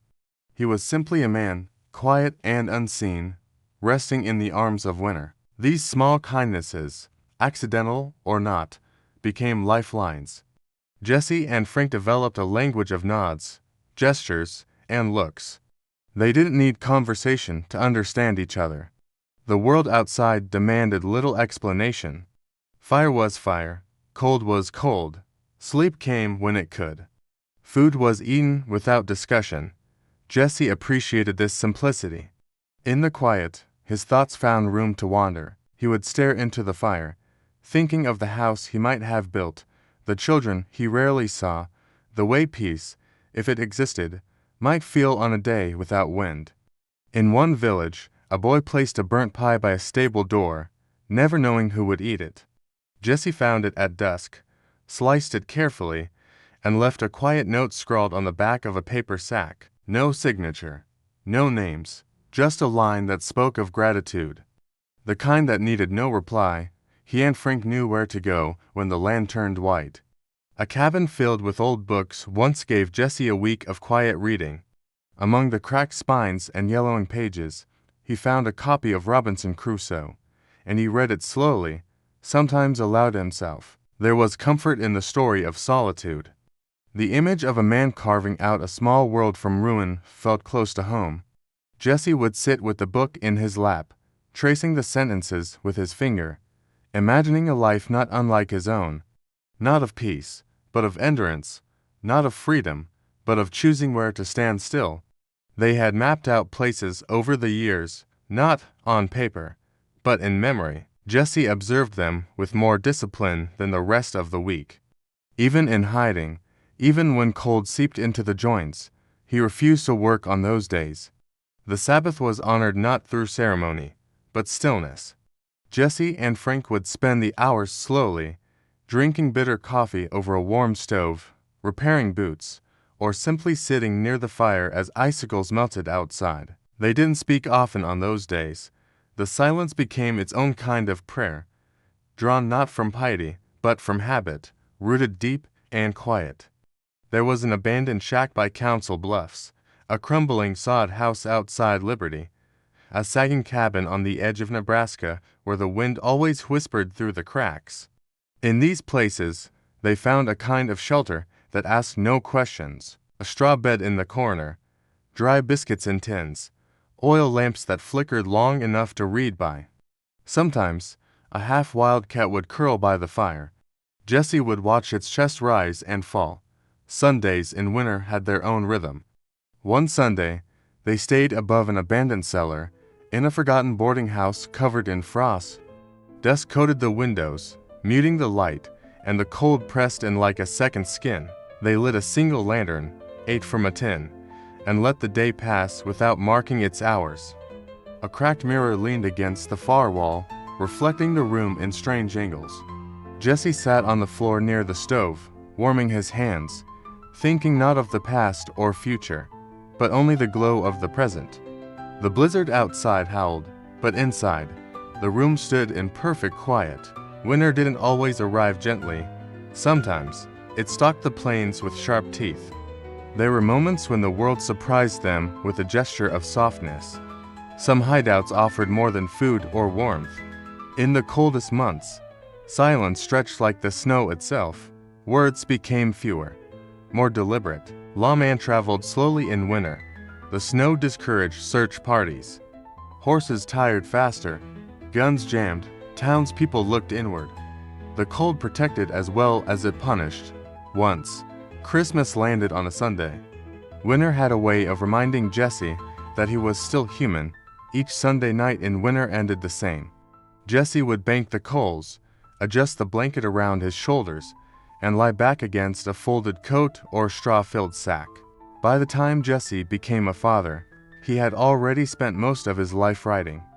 Riding fast, riding away, riding towards something that often turned out to be smoke.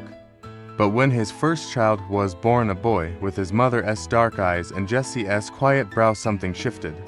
Not instantly, not dramatically, but slowly, like frost receding from the edge of a window. Jesse didn't stop riding, but on Sundays, if nothing else, he stayed put. He didn't speak much to the child, not because he lacked feeling, quite the opposite. But one image remained, taken in secret by a traveling photographer.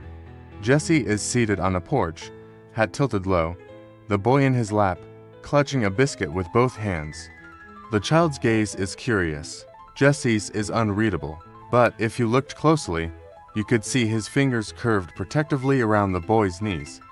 A father's shield, not with guns, but presence, but some truths were hard to hide. One Sunday, the boy asked, "Are you a good man?" Jesse didn't answer immediately, sometimes humming, sometimes silent.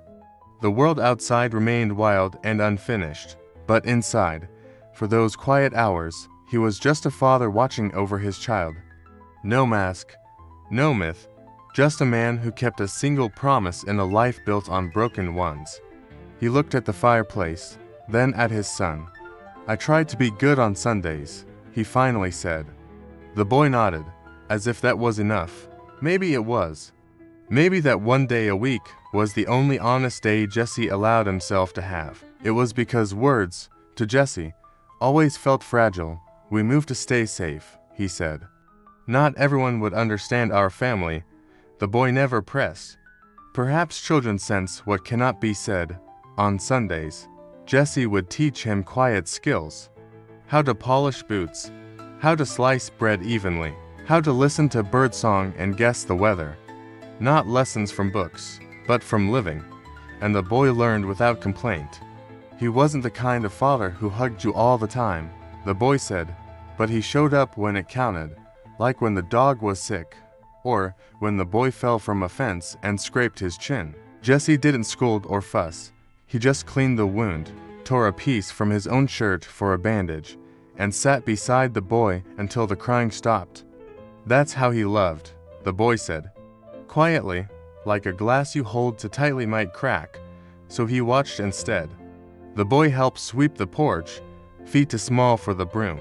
A knock at the door, a whisper in the market, a man staring too long from across the street. It was always coming. Jesse would pack quickly, fold the blanket gently, lift the boy while he still slept. In those moments, he wasn't angry, just disappointed. Not in the world, but in himself for thinking he could pause it. And yet, he always made sure they were gone before Sunday, so that when the sun rose and the boy awoke, they'd be somewhere else, but still together. On those Sundays, Jesse would sit in a rocking chair and read aloud from old newspapers, carefully skipping the parts with his own name. They laughed at the strange stories, they shared apples. And for a time, Jesse imagined that maybe, just maybe, he had outrun the life that chased him. He watched the boy sleep in a cradle they'd built from pine boards in secret. He watched C hum lullabies too old to have names. He watched his own hands tremble the first time he tried to hold the baby without waking him. And then he sat still for nearly an hour, just so he wouldn't. Fatherhood didn't fit Jesse like a glove. It clung to him more like a borrowed coat, warm but unfamiliar. Still, he wore it. On Sundays, when the weather allowed, he would carry the boy outside, wrapped in a quilt stitched by Z's aunt. They'd sit beneath a tree, not far from whatever safe house or rented room they were living in, and Jesse would point at the clouds. Not even when money ran low or rumors grew loud. If a job came up that required travel or violence, and it fell on a Sunday, Jesse would shake his head. "The boy's expecting me," he'd say, even if the boy was too young to mark time. It wasn't about the child knowing, it was about Jesse knowing that in a life made of broken things, laws, families, even roads, one small thread had to be kept whole. "That one looks like a saddle," he'd say softly, unsure if the child understood. It didn't matter. The ritual was what mattered. There were toys few, handmade, carefully hidden. A carved horse from a fence post, a cloth ball filled with dry beans. Z made a puppet from an old glove, sewing a face with mismatched buttons. Jesse rarely played directly, but he would watch. Sometimes, he'd catch himself smiling without knowing. "You're softening," Frank once teased. Jesse didn't reply. But later, he tucked the toy horse into the boy's blanket with more care than seemed necessary, as if gentleness, once learned, had to be practiced. Despite the danger, Jesse kept a promise to himself: no work on Sundays. There were few photographs of them together. Cameras were slow and posed, and Jesse preferred motion. As the boy grew, questions came. "Why do we move so much? Why don't I have friends like others?" Jesse answered sparingly. There was a brief period, perhaps a winter and a spring, when they lived almost like any other family. Jesse used an alias. Z kept a garden, but the chase never stops for long. One of the boys' memories, shared years later, was of Jesse whittling wood on the porch, his hands calm, his voice slow. As the child aged, Jesse grew more cautious. He didn't want the boy to see the guns, or the wanted posters, or the fear. And when Sunday ended, when the sun dipped and the shadows lengthened, Jesse would stay beside the boy until sleep came. Even legends collect shadows. As Jesse aged and the years wore on, the pressure around him thickened like humidity before a storm. The gang no longer rode with the same easy rhythm. The camaraderie that once held them close over campfires and shared escapes began to fray at the edges. Old jokes weren't told as often. Smiles became less certain. And in the quiet gaps between robberies and relocations, Jesse began to notice things that didn't quite fit. A hesitation in someone's eyes, a whispered conversation that fell silent when he walked by. The weight of a different kind of danger began to settle, one that didn't wear a badge, but knew his name. The first signs of betrayal were not loud. They came softly, like rain on a tin roof at dusk, so gentle you almost missed it. A meeting time passed without a rider appearing. A letter Jesse expected never came. One week, a stash of coins disappeared, and no one claimed to have touched it. Jesse, ever quiet in suspicion, said little.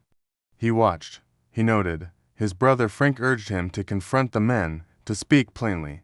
But Jesse only smiled faintly and said, "Truth has a way of showing up when it's ready."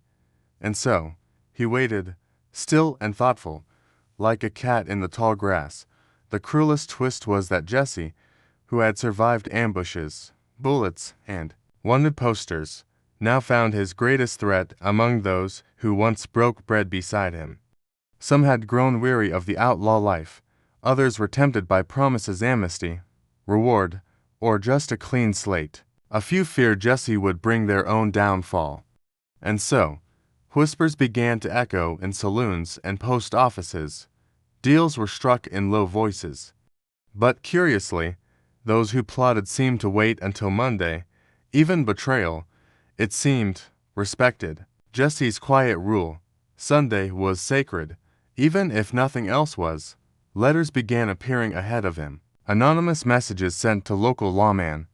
A man matching Jesse James's description, be seen near Fayette. Ask after a farmer named Mr. Howard. The handwriting varied, the clues vague, but suggestive. Jesse would hear of them days later.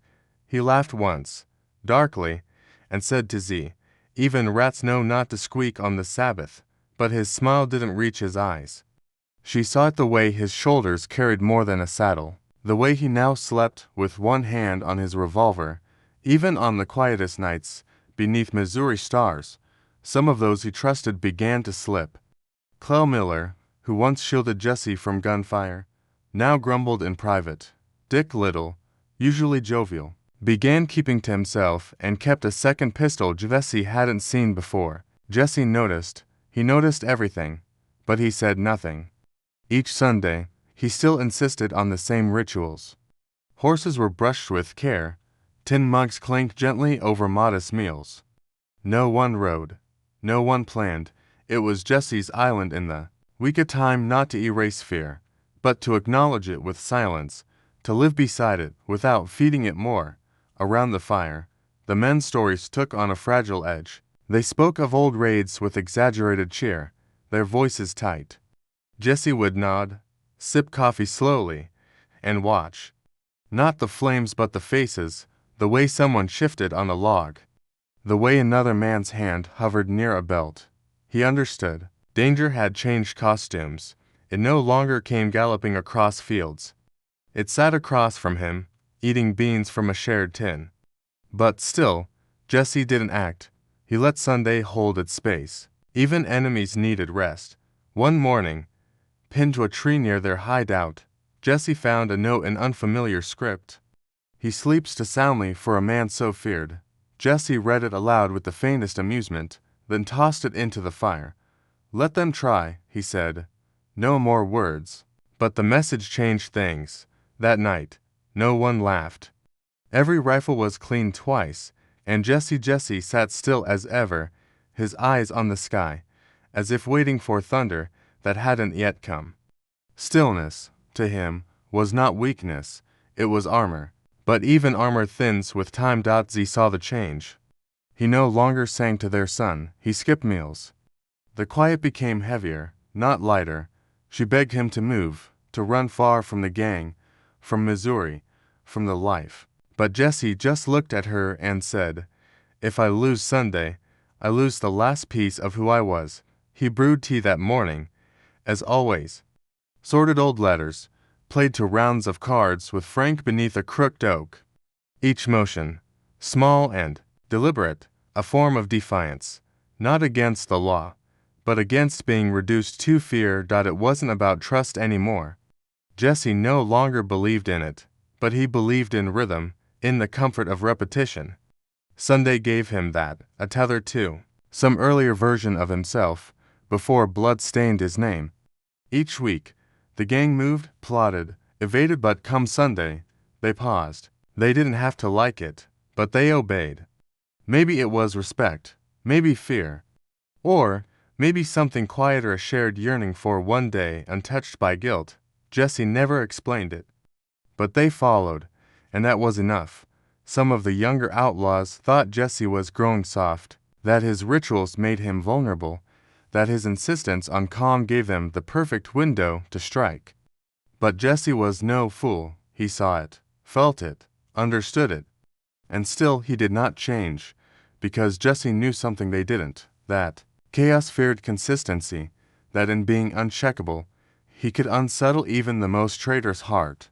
And so he smiled, sipped, and polished his rifle in the light, not to use it, but to remind them it was still there.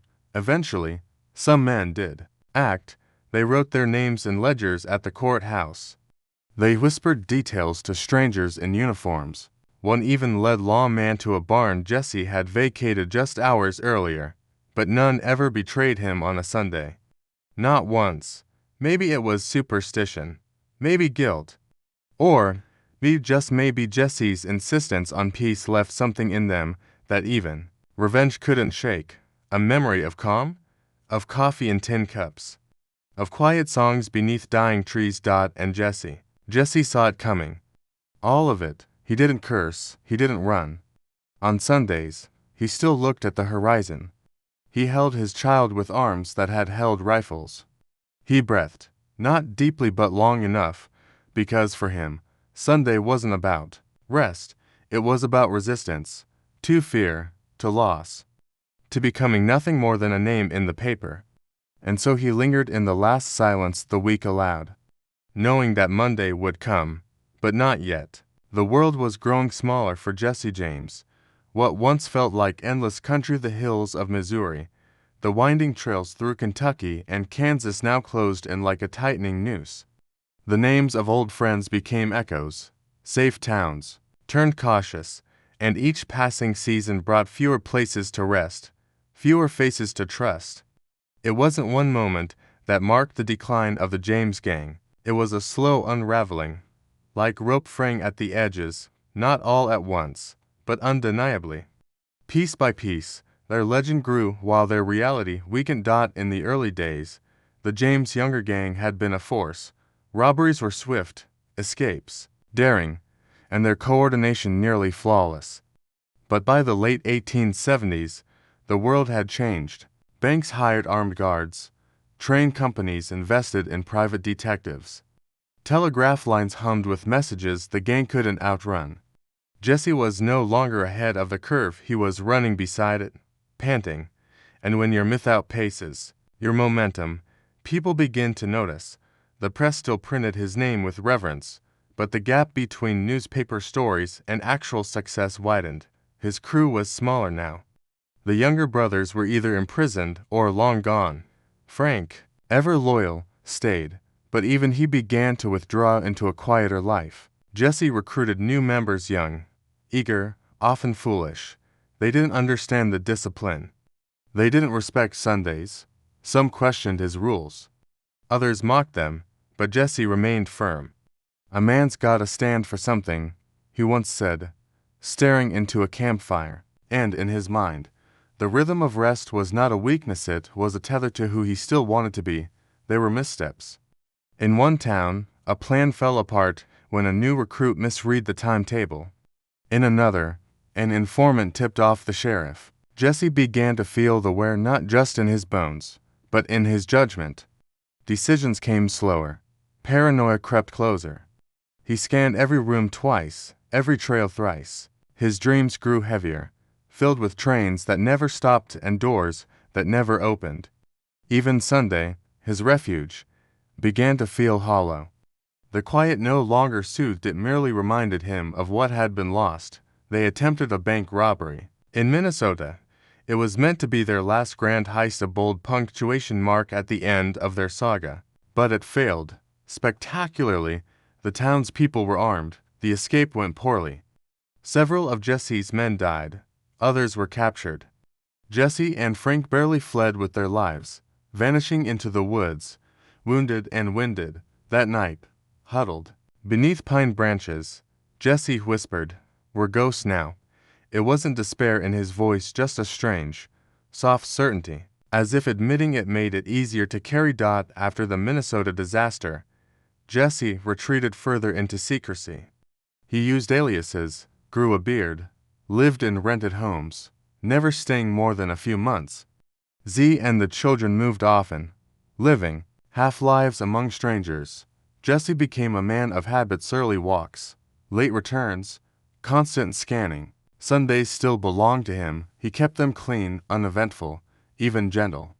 He read aloud to Z, sharpened his tools, sometimes just sat in the sun. But even as he did, the noise in his mind didn't rest. It buzzed faintly, like a faraway telegraph, tapping warnings. The pressure showed in small ways. Jesse's handwriting grew uneven. He forgot names. He snapped at Frank, only to apologize hours later. He once spent an entire evening packing, only to unpack everything by morning. "I don't know where I belong anymore," he said. "Every place feels like a trap or a memory." And still, he wrote. Sometimes alone, sometimes with one or two men who knew just enough to follow, but not enough to ask. He stopped plotting grand robberies. Now, it was about survival, measured not in dollars, but in days. Law enforcement had grown more organized. The Pinkertons never forgot Jesse. They tracked every lead, interviewed every cousin, cousin-in-law, former classmate. Some of their tactics were harsh. In 1875, they threw an incendiary into Jesse's mother's home, killing his half-brother and maiming his mother's arm. Public opinion wavered for a while, even turned briefly against the authorities. But it didn't help Jesse. It only deepened his isolation. The world no longer saw him as romantic. It saw him as dangerous.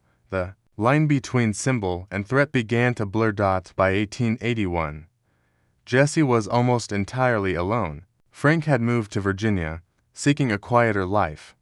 Jesse settled in St. Joseph under the name Thomas Howard. He tried to act the part of an ordinary man, went to church, paid for goods, nodded politely to neighbors, but the mask never quite fit. His walk remained cautious, his eyes quick. The myth could not be worn like a coat. It had sunk too deep into his skin. Z told him, "You're trying to disappear, but you carry your name like a shadow." He didn't disagree. He had only one rule left: no work on Sundays. He followed it even now, living under a false name, hiding from the country that once turned him into a ballad. On Sundays, he sat on the porch, drank tea, listened to the wind move through tall grass. Sometimes he whittled wood, sometimes he just sat. He was still Jesse James, still alert, still proud, but on Sundays, he allowed a sliver of stillness to stretch out, like sunlight across a floor. No visitors, no plans, just the sound of breathing and the weight of nothing at all. Yet, Jesse knew, deep down, that this couldn't last. He lived too large, burned too bright, created too much noise to ever truly vanish. The betrayals were not surprising anymore, they were inevitable. And so he waited, calmly, for whatever would come. If they take me, let it be any day. But Sunday, he once said to Z. She nodded, not in approval, but in understanding.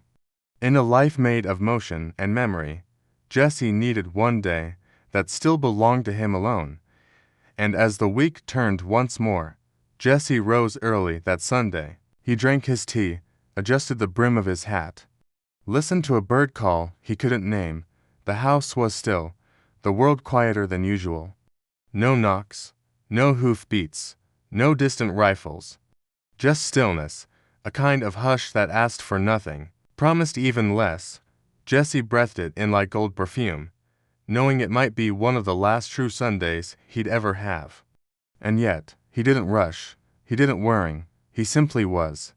And that, too, was an act of defiance. In the quiet town of St. Joseph, Missouri, the man calling himself Mr. Thomas Howard had a small house at 1318 Lafayette Street.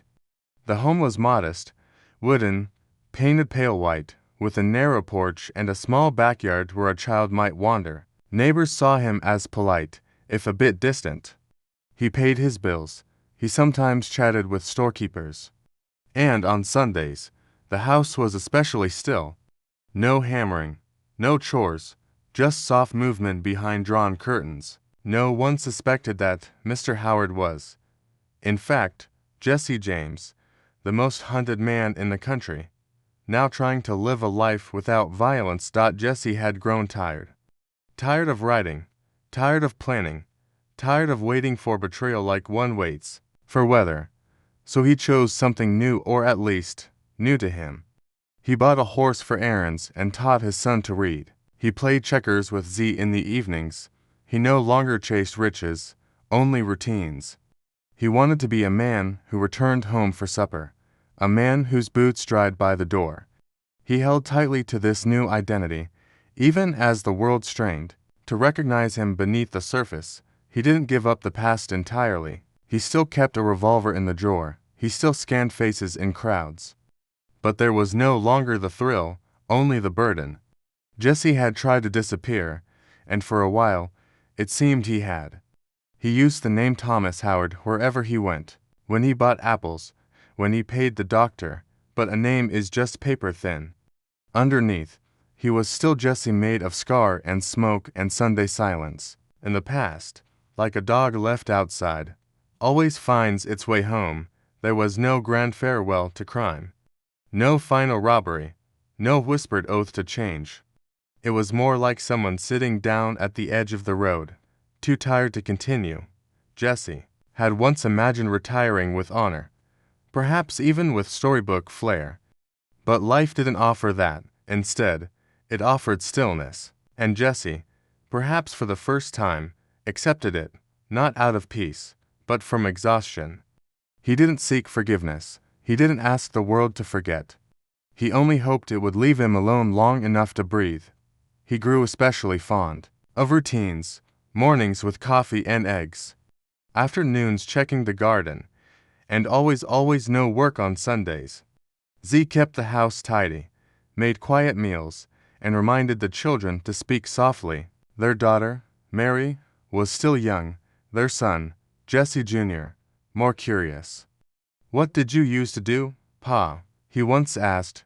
Jesse smiled faintly. "Different things," he answered, "but nothing that matters more than being here now." It wasn't quite the truth, but it wasn't quite a lie either. Jesse had learned how to speak between the lines. Joseph was a place that didn't ask too many questions. It had seen floods, fires, politicians, and gamblers. A man like Thomas Howard didn't stand out unless he wanted to. Still, Jesse knew the risk. Stories have a way of seeping through wood and whispering under doors. And secrets, however deeply buried, like roots, always find the surface. He kept to himself, wrote letters in code, sent Frank updates in careful language. Frank had stepped away, now farming in Virginia. Jesse respected the distance, even as he missed the voice of someone who remembered the same wars. Neighbors came to know Mr. Howard as a man of quiet habits. He spoke kindly to children, nodded to elders, never caused a fuss. Some thought he might have once been a soldier, based on the way he walked calm but alert. Others speculated he'd moved west to escape heartbreak. No one guessed he was the outlaw from dime novels and wanted posters, and Jesse didn't mind their theories. Better to be a mystery than a headline. He trimmed the hedges, he helped shovel snow. He blended into the background like a shadow at dusk. But trust is a dangerous thing when you've lived a life like Jesse's, and the danger came not from strangers, but from within. Robert Ford, a young recruit once eager to join Jesse's new circle, had moved into Jesse's house, a trusted associate. Alongside his brother, Charlie, Bob pretended loyalty while nursing ambition. He knew Jesse's guard was lower than before. The world had grown tired of chasing a ghost, but Bob wanted to be the man who caught him. For the reward, perhaps, for the legacy, or just to step out from Jesse's shadow. Jesse didn't see the full danger. Or perhaps he did, and simply looked away. He had always been able to read men there, silences, their movements, but lately, he doubted even his instincts. He felt old, though he wasn't yet 40. He no longer jumped at every creak in the night. He slept deeper, sometimes without the revolver beneath his pillow, and the weight of remembering every betrayal had made him lighter. Strangely, as if giving up suspicion felt like shedding armor too heavy to carry anymore. Still, something in him remained alert. On Saturdays, he was tense. Sundays he allowed himself peace, but Mondays felt unfinished. As though the stillness of Sunday left the week disoriented. He paced more on Mondays, watched the windows, asked Bob about news in town. Z noticed the shift. "You're quieter on Mondays," she said. Jesse only nodded. There are instincts you don't forget, even when you pretend they're gone. Somewhere inside him, Jesse could feel the storm, like a far-off thunder behind clear skies. In these final days, Jesse still held to one sacred truth. You don't work on Sundays. Not even now, not even hiding, not even when the walls were closing in. That principle remained untouched, unbent by fear or fatigue.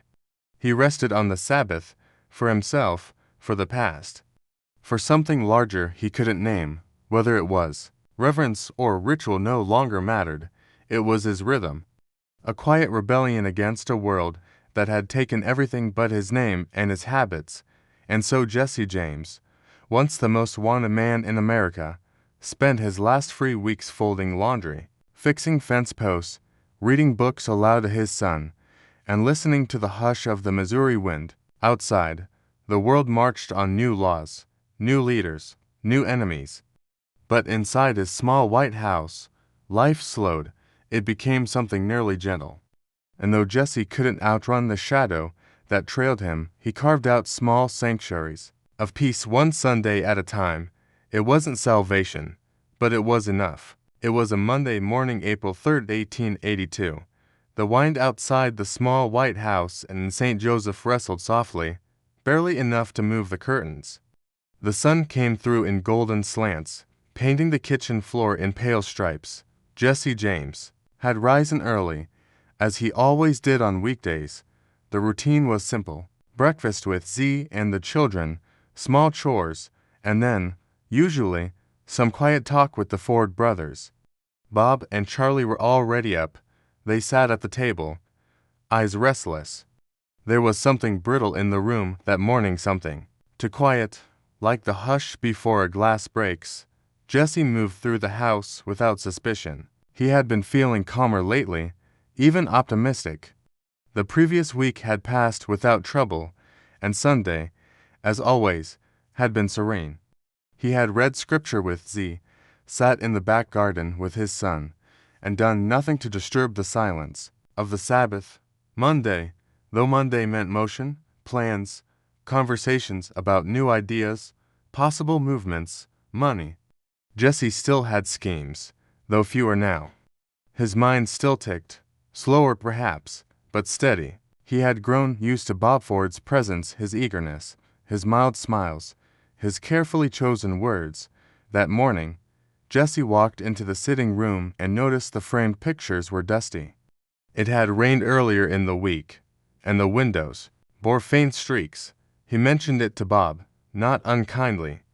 "We should keep things tidy if we're staying here," he said. Then, without ceremony, he stood on a wooden chair near the wall. He reached up to straighten one of the pictures, something small, perhaps crooked for weeks. And in that ordinary motion, in that pause of routine, the past finally caught up with him. Bob Ford raised his revolver behind him. The shot came quickly, a single crack, like the pop of a snapped twig. Jesse fell forward, not backward, hitting the floor with no time for a final word. Z, from the kitchen, heard it and rushed in screaming.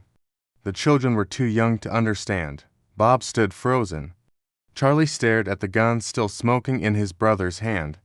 The house, once so quiet, now held the sound of something ending. Not just a life, but a myth, a chapter, a breath that had lasted too long to fade without echo. News spread fast. In towns across Missouri, the word passed from lips to pages. Jesse James was dead, shot in the back of the head by Robert Ford, a member of his own gang. Newspapers, hungry for sensation, printed it with exclamations. Some called it justice, others betrayal. Headlines competed: "The notorious outlaw slain," "Assassin," "Ends James Gang Reign," "Murder in St. Joseph." Each story tinged with judgment or admiration, depending on where you stood. But none could quite agree what to call Jesse in death. Was he a criminal, a legend, or something stranger, something in between? The reaction wasn't simple. Many who had loathed Jesse's crimes still winced at the manner of his death. Shot from behind, in his own home, while fixing a picture. There was no showdown, no dramatic duel in the dust. Just a quiet, domestic moment interrupted. Even some lawman privately admitted it felt unsatisfying, as though the outlaw, long pursued, deserved a cleaner end, one with context, one where he could speak his own last words. But the end had come on a Monday. It had come without ceremony, and Jesse hadn't raised a hand to stop it. The funeral was held with subdued formality. Jesse's body, dressed in a plain black suit, was laid out for public viewing. People came from counties away to glimpse the face they had only seen in sketches. Some wept, others just stared, searching for signs of cruelty or courage in his still features. Z stood silently beside the coffin. Frank James, hearing of his brother's death, did not attend. He went instead to a quiet field in Virginia and sat beneath a tree, watching the wind. At least, he said to no one. It wasn't Sunday. Robert Ford expected applause. Instead, he received suspicion. He had ended the life of a wanted man. Yes, but not in valor, not with courage. He had shot Jesse when Jesse wasn't looking, and for that, many called him a coward. Songs were written, but not in his honor. The ballad of Jesse James painted Ford as the traitor, not the hero. The reward he had been promised was slow to arrive. His life, too, became a kind of exile haunted, not by the ghost of Jesse, but by public judgment that never softened. Time did not quiet the legend. If anything, it inflated it. In the years following Jesse's death, stories blossomed wildly. That he had survived the shot, that it was a body double, that Jesse had retired in Texas or Arizona or even South America. Some said he'd become a rancher. Others claimed he opened a general store. Every time a quiet, sharp-eyed man entered a town, someone whispered, "Could that be Jesse James?" The dead man had become untouchable, less a figure of history, more a spirit of myth. Drifting across the American imagination, Jesse's grave became a site of pilgrimage. At first, it was simple, a stone etched with his name. Later, it was moved, marked again, and guarded by fences. People came to leave coins, to read the epitaph, to say they had stood near him, not because they approved of his actions, but because they couldn't look away. His story, with its edges dulled by time, had become something almost poetic. A tale about a man who robbed but read books, who killed but took Sundays off. A contradiction wrapped in dust and silence, and perhaps that's what lingers most, not the robberies or the guns or the disguises, but that peculiar rule Jesse never broke, the Sabbath. That one day each week where he would not steal, would not run, would not shoot. In the public imagination, that detail endured more stubbornly than all the rest. Even today, when people speak of Jesse James in passing, someone often adds, "And you know, he wouldn't work on Sundays," as if that made everything else make a little more sense, or at least feel more human. In the end, Jesse James died not with a roar, but with a breath. Not in battle, but in the echo of an ordinary morning. But even as his body cooled, the legend kept writing across papers, across decades, into songs and screens, and soft-spoken stories like this one. He left behind confusion and contradiction, but also stillness, a kind of pause in the rush of history. The memory of a man who did terrible things, yet kept one small promise to himself and to the quiet day of rest. That promise is what remains. After Jesse James was laid to rest beneath a pale Missouri sky, the whispers didn't stop. If anything, they grew louder. Stories rose like morning mist, soft, drifting, almost believable. "He's not really dead." Some said. That wasn't Jesse in the casket. It began as rumor, a murmured doubt among neighbors or at the back of a saloon. But like so many tales in the American West, the less likely it seemed, the more people wanted it to be true. A legend, after all, doesn't rest easy in the ground, especially one who honored the Sabbath. The first serious claim came not long after the funeral. A man in Texas wrote to a newspaper in Kansas City. He swore he had seen Jesse, alive and well, running a dry goods store under the name Mr. Howard, which, ironically, had been Jesse's alias while hiding in St. Joseph. The writer even claimed to have spoken with him, said the man limped slightly and drank his coffee black. The details were hazy, but the confidence was unwavering. He tipped his hat just the way Jesse did, the letter read, and when I asked about Sundays, he smiled and said, "I don't work them." Other sightings followed.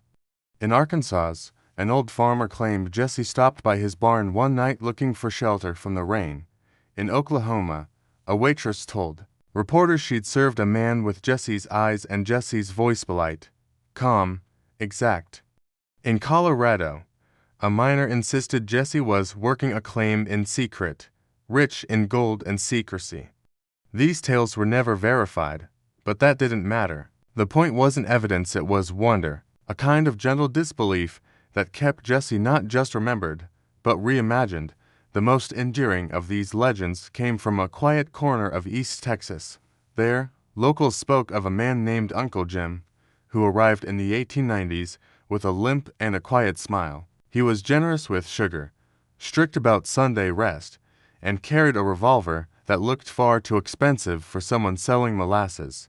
Children liked him, dogs followed him, and neighbors noticed he read the newspaper every morning with a furrowed brow. He never talked about his past, but one day, over a fence post, he muttered, "You steal too many Saturdays. You forget what Sunday's for." Years later, a curious journalist tracked down the now elderly Uncle Jim, who lived alone, in a cabin shaded by tall pine. The man answered the door with surprising alertness, his hair silver, but his stance solid. When asked if he was Jesse James, he chuckled, offered a biscuit, and said, "Well, if I were, I'd still take Sundays off, that's for certain." The journalist returned home with a notebook full of charm and no proof at all, but he published it anyway. Because sometimes a question lingers longer than an answer. Then came the gravestone dispute. In 1995, over a century after Jesse's death, his descendants permitted exhumation of the remains buried in Kearney, Missouri.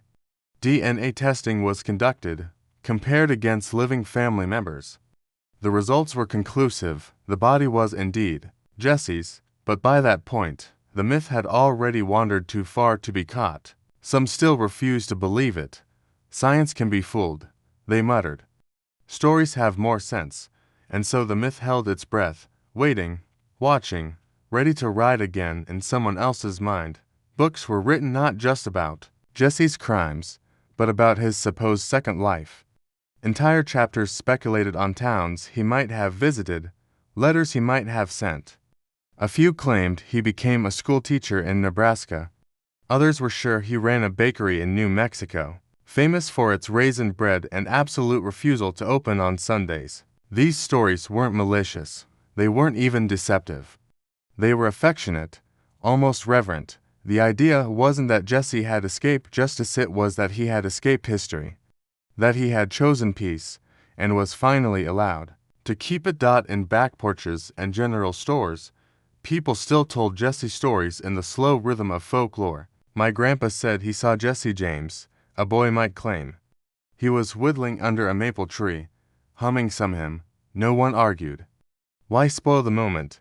In those spaces, Jesse wasn't a murderer or a thief.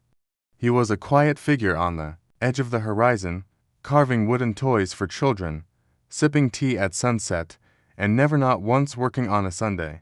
The stories offered comfort, not fear, a touch of mischief, wrapped in decency. Hollywood, of course, played its part.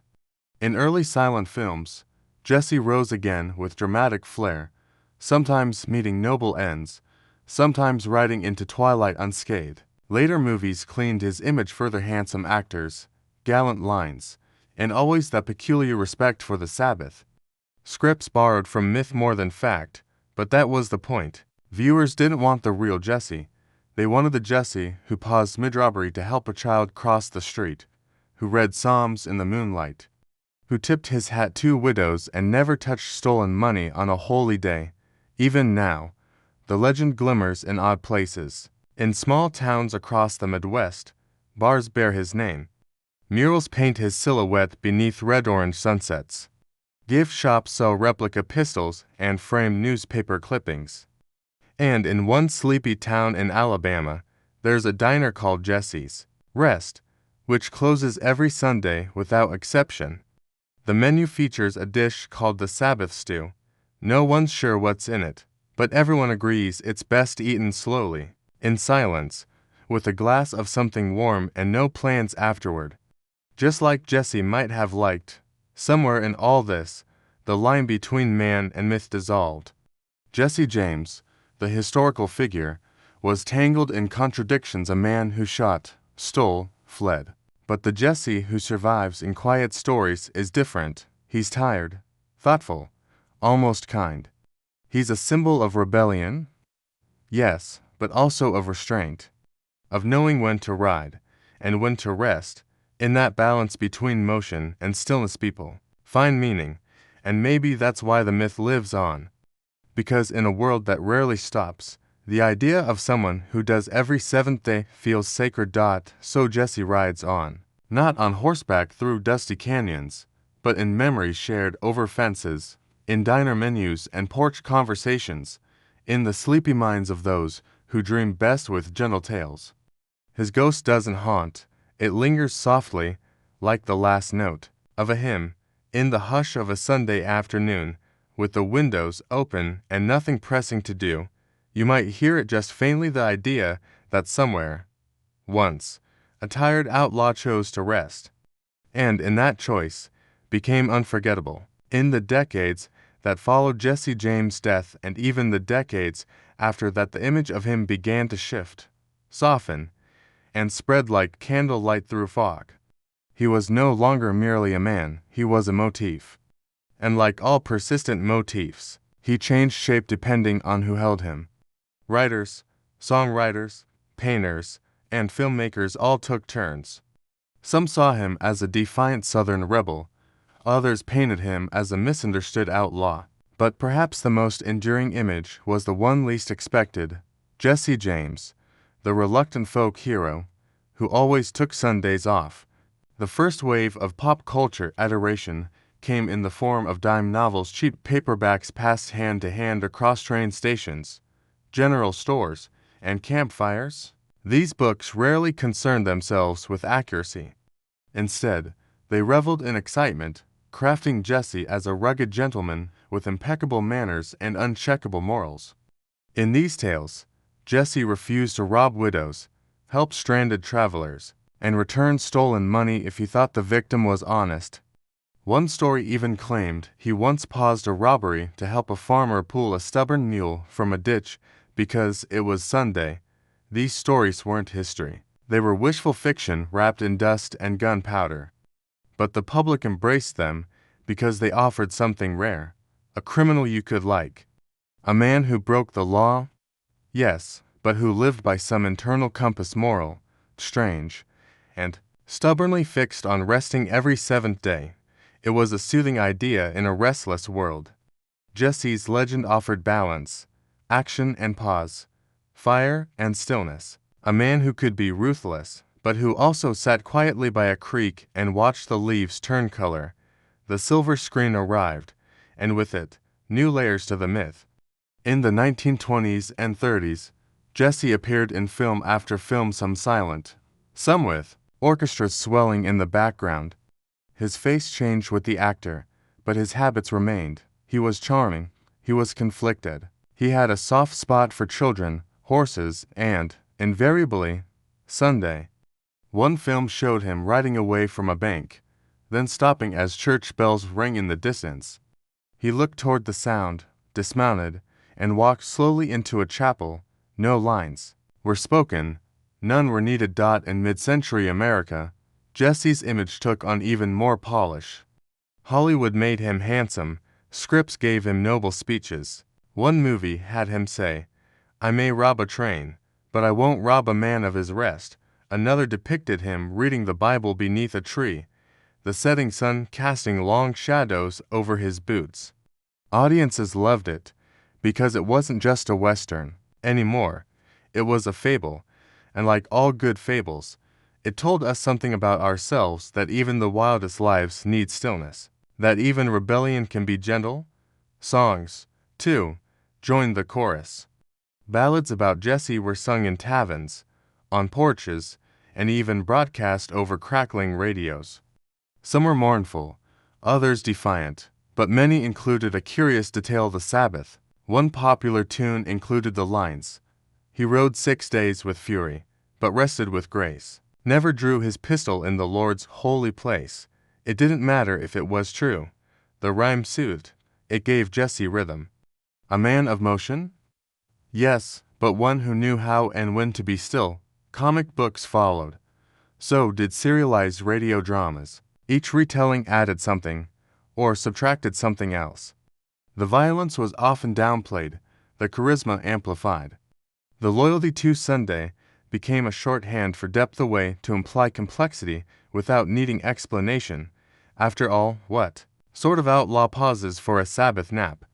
Only one who thinks, one who feels, one who, perhaps, regrets. In stories, it's easier to forgive a man if he's shown lighting a candle or holding a child, especially on a day of rest. As culture shifted, so too did Jesse's image. In the turbulent 1960s and 70s, he was recast by some as an anti-establishment figure, a symbol of resistance against corrupt systems. College students wore shirts bearing his image. Protesters chanted his name, not out of admiration for violence, but out of longing for an archetype, the man who fought back without selling out. And still, in many retellings, Sunday remained sacred. The outlaw who knew the value of a pause was now a metaphor for a nation that badly needed one. Modern times brought new forms: documentaries, podcasts, dramatized television. Some returned to the brutal facts of Jesse's crimes. Others leaned into his contradictions, but through it all, the detail that kept emerging quietly, insistently, was his Sabbath. Not every episode mentioned it, but enough did. Enough to suggest that, among all his traits, this was the one that wouldn't fade. He might be remembered differently in each generation, but he would always be remembered as a man who didn't rob on Sundays. In classrooms, teachers used his story to spark debates. Was Jesse James a villain or a hero? Why do we romanticize outlaws? One child reportedly wrote in a school essay, "He was a bad man who did some good things, and I think maybe he just wanted one day to be normal." That line, unpolished, simple, was perhaps closer to the heart of Jesse's appeal than anything printed in books, because to be normal is to be human. And to rest is one of the most human things of all. Even today, Jesse's story finds its way into corners of culture. A stage play titled "One Quiet Day" ran briefly in Kansas City, dramatizing Jesse's decision not to rob a train on a Sunday, only to discover later that the train carried not gold, but children on a church field trip. The final scene showed Jesse sitting alone on a porch, listening to hymnals drift through the trees. The audience sat in silence. Some cried. Most simply sat, listening, as if remembering something they couldn't name. So Jesse endures not as a clear picture, but as an outline filled in by time and imagination. A man whose legacy is both bloody and gentle, rebellious and reflective, and most of all, consistent. 6 days of thunder, 1 day of quiet. That was the rhythm, that is the story. Whether true, half true, or not true at all, it resonates. Because in the end, Jesse James may have belonged to the Wild West, but his Sabbath belongs to everyone who needs a moment to breathe. Somewhere beneath the dust of history and the smoke of outlaw tales, Jesse James left behind something quieter than gunfire. He left a rhythm, a pause, a weekly silence that seemed almost out of place amid the clatter of saddles and the scramble for gold. He stopped working on Sundays, not for profit, not for attention, but perhaps out of something deeper: habit, memory, or reverence. In a life built on motion, Jesse preserved stillness. And it was that stillness, not his revolver, that echoes most softly through time. It's easy to imagine Jesse in motion, riding, hiding, robbing, escaping. But just as vivid is the image of him not doing, sitting on a log with a cup of something warm, letting the wind move through dry grass, listening to a fire pop gently in the hearth of a borrowed cabin. This version of Jesse, quiet, reflective, at rest, feels almost sacred. Not because he earned peace, but because he insisted on it, week after week. In the chaos of legend, his refusal to act became its own kind of grace. There's something powerful about choosing not to act, about knowing the danger, the opportunity, the chase is there, and setting it down anyway. Jesse could have planned, ridden, or struck deals on Sundays. But he didn't. He drew a line, however thin, between all that he was and something he still wanted to protect. Maybe it was a sliver of childhood. Maybe it was the way his mother kept the house quiet every Sabbath. Maybe it was something simpler, the aching need for one day not to run. Many outlaws crumbled under pressure. They lost themselves in the role they had to play. But Jesse clung to something. He wasn't law-abiding, but he wasn't lawless either. He lived in the borderlands between myth and man. Sundays, for him, were more than rest, they were restraint. They reminded him, and maybe others, that even those who live outside the rules still follow some of their own. His code might have been crooked, but it was clear. And in that clarity, there was comfort, a rhythm to hold on to. Today, we don't run from posses, but we do run from deadlines, demands, devices. We chase ours and let ourselves be chased by expectations. Jesse's pause asks a quiet question. What if we didn't? What if we let one day soften? What if we didn't measure time by productivity? The outlaw's Sabbath becomes, oddly enough, a lesson for the modern worker, not as rebellion, but as relief, a space to exhale. A small reminder that being still is not the same as being lost. In Buddhist practice, there's the idea of non-doing, a return to the breath, to the body, to the present. Jesse's Sundays weren't enlightened in that sense, but they carried the same echo. The quiet had value. He may not have had teachings or chants, but he had routine. He didn't steal or strategize. He might polish his boots, fix a torn sleeve, feed a borrowed mule, all simple acts, all slow, all anchored in the kind of peace that doesn't need to shout to be heard. Confucius once said that a gentleman understands what is right, while a petty man understands what is profitable. Jesse straddled both worlds, but on Sundays, he leaned toward the gentleman, not because he was noble, but because he understood the line between pursuit and patience. Between chaos and calm, there is dignity in the pause. Not in a loud proclamation, but in the absence of one. Jesse didn't tell people he rested, he just did it. And in that, there was quiet strength. Even the mythmakers noticed. Reporters who painted him in strokes of fire and glory would still find time to mention the Sabbath. He rests on the Lord's day. One wrote, as if it were not made for vengeance. Others speculated. Was it religious, superstitious, sentimental? The truth might be less dramatic. Perhaps Jesse simply liked the feeling of the world, slowing down. No trains to chase, no shots to fire. Just the ticking of time, uninterrupted, and the right, however brief, to feel ordinary. That ordinariness mattered. In a life that demanded he always be someone hero, villain, rebel, fugitive, Jesse carved out one day to be no one. No guns, no masks, just a man. That decision, repeated quietly, became more than habit, it became identity. Even when the world tried to define him, Jesse held onto his one simple refusal: no work on Sundays. It wasn't grand, but it was firm. And when everything else around him shifted, that choice stayed still.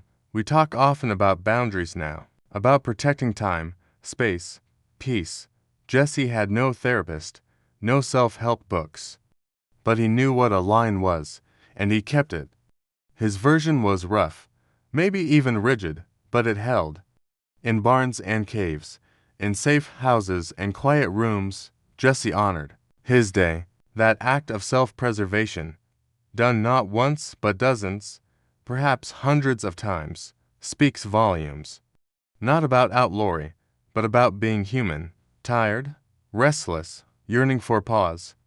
What we learn from Jesse, in how to live outside the law, but how to live within ourselves, how to say, enough, even when the world says more. His lesson is not about crime or rebellion.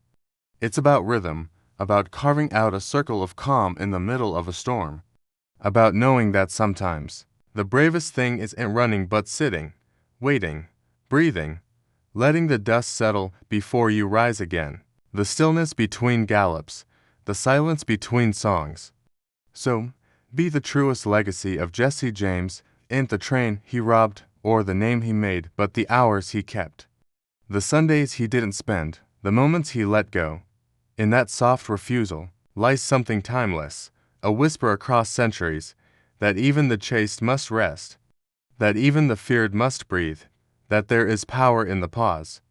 May we all find our version of that quiet, may we make space for stillness, wherever we are, just like Jesse did. As our journey winds gently to its end, I invite you to picture not a man riding fast, not a pistol raised or a shadow in pursuit, but a figure at rest, a man who has stopped. The wind has stilled, the dust has settled, the saddle is empty, and Jesse James, the outlaw so often chased by lawman and legend alike, is no longer moving. Tonight, we won't recount violence or echo the loud death stories. Instead, we sit with silence, we remember the quiet.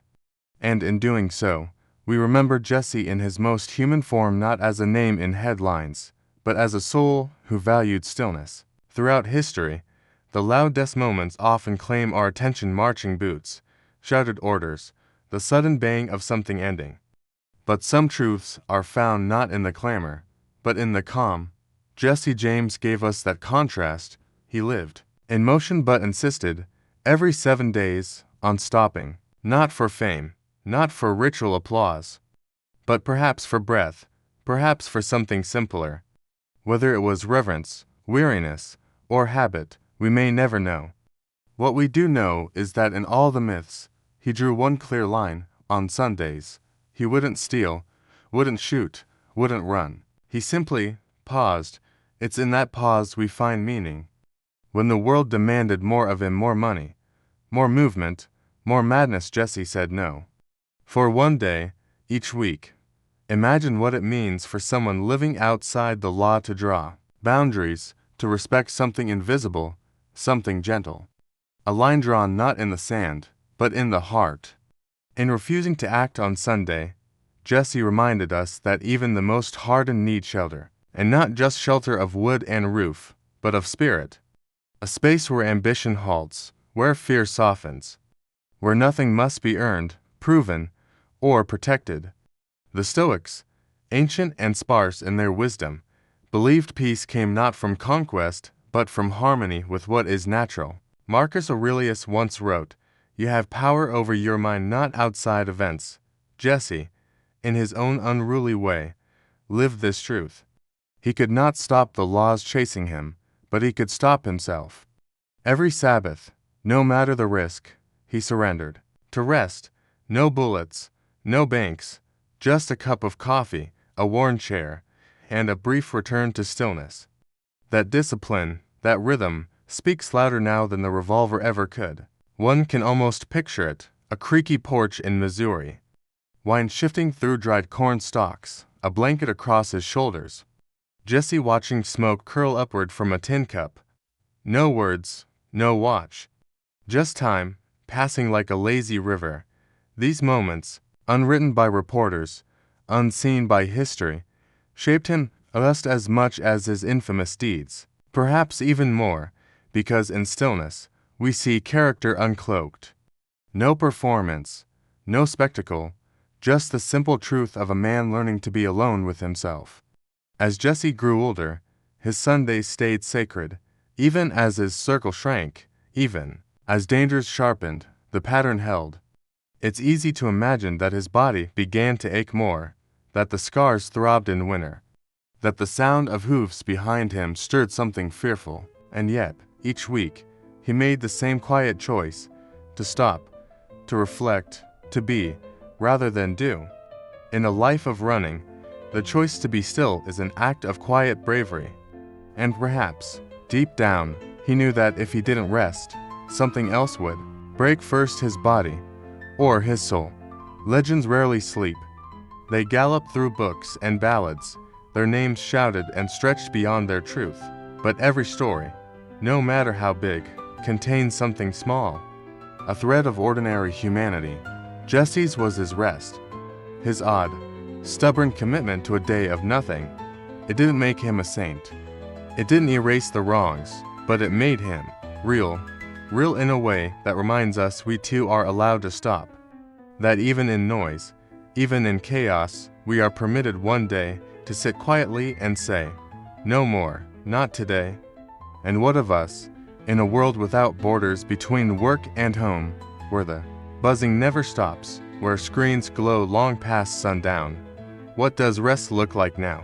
It may not be Sunday, it may not be sacred, but it is still necessary. Jesse's lesson, unspoken though it was, survives. Stillness is strength. Rest is resistance. In a culture that idolizes hustle, saying no becomes radical. Turning off, tuning out, tending to nothing but your breath. These small rebellions are how we reclaim ourselves. Tonight, as you lie beneath your blanket, perhaps you can feel at the pool of slowness. The invitation to drift. Let Jesse's story be a lullaby, not for his deeds, but for his discipline. A rhythm slower than gallop, a whisper softer than history's shout. Let it guide you toward sleep, not with excitement, but with ease. Let the past be distant, let the world recede. You don't need to solve anything tonight. You don't need to finish. You don't need to prove. You are enough, just resting. Jesse died on a Monday, the day after Sabbath. Whether that means anything or not is up to you. Some say it was coincidence. Others say it was fitting that the universe let him have one last Sunday, one final sip of stillness, one more morning without menace.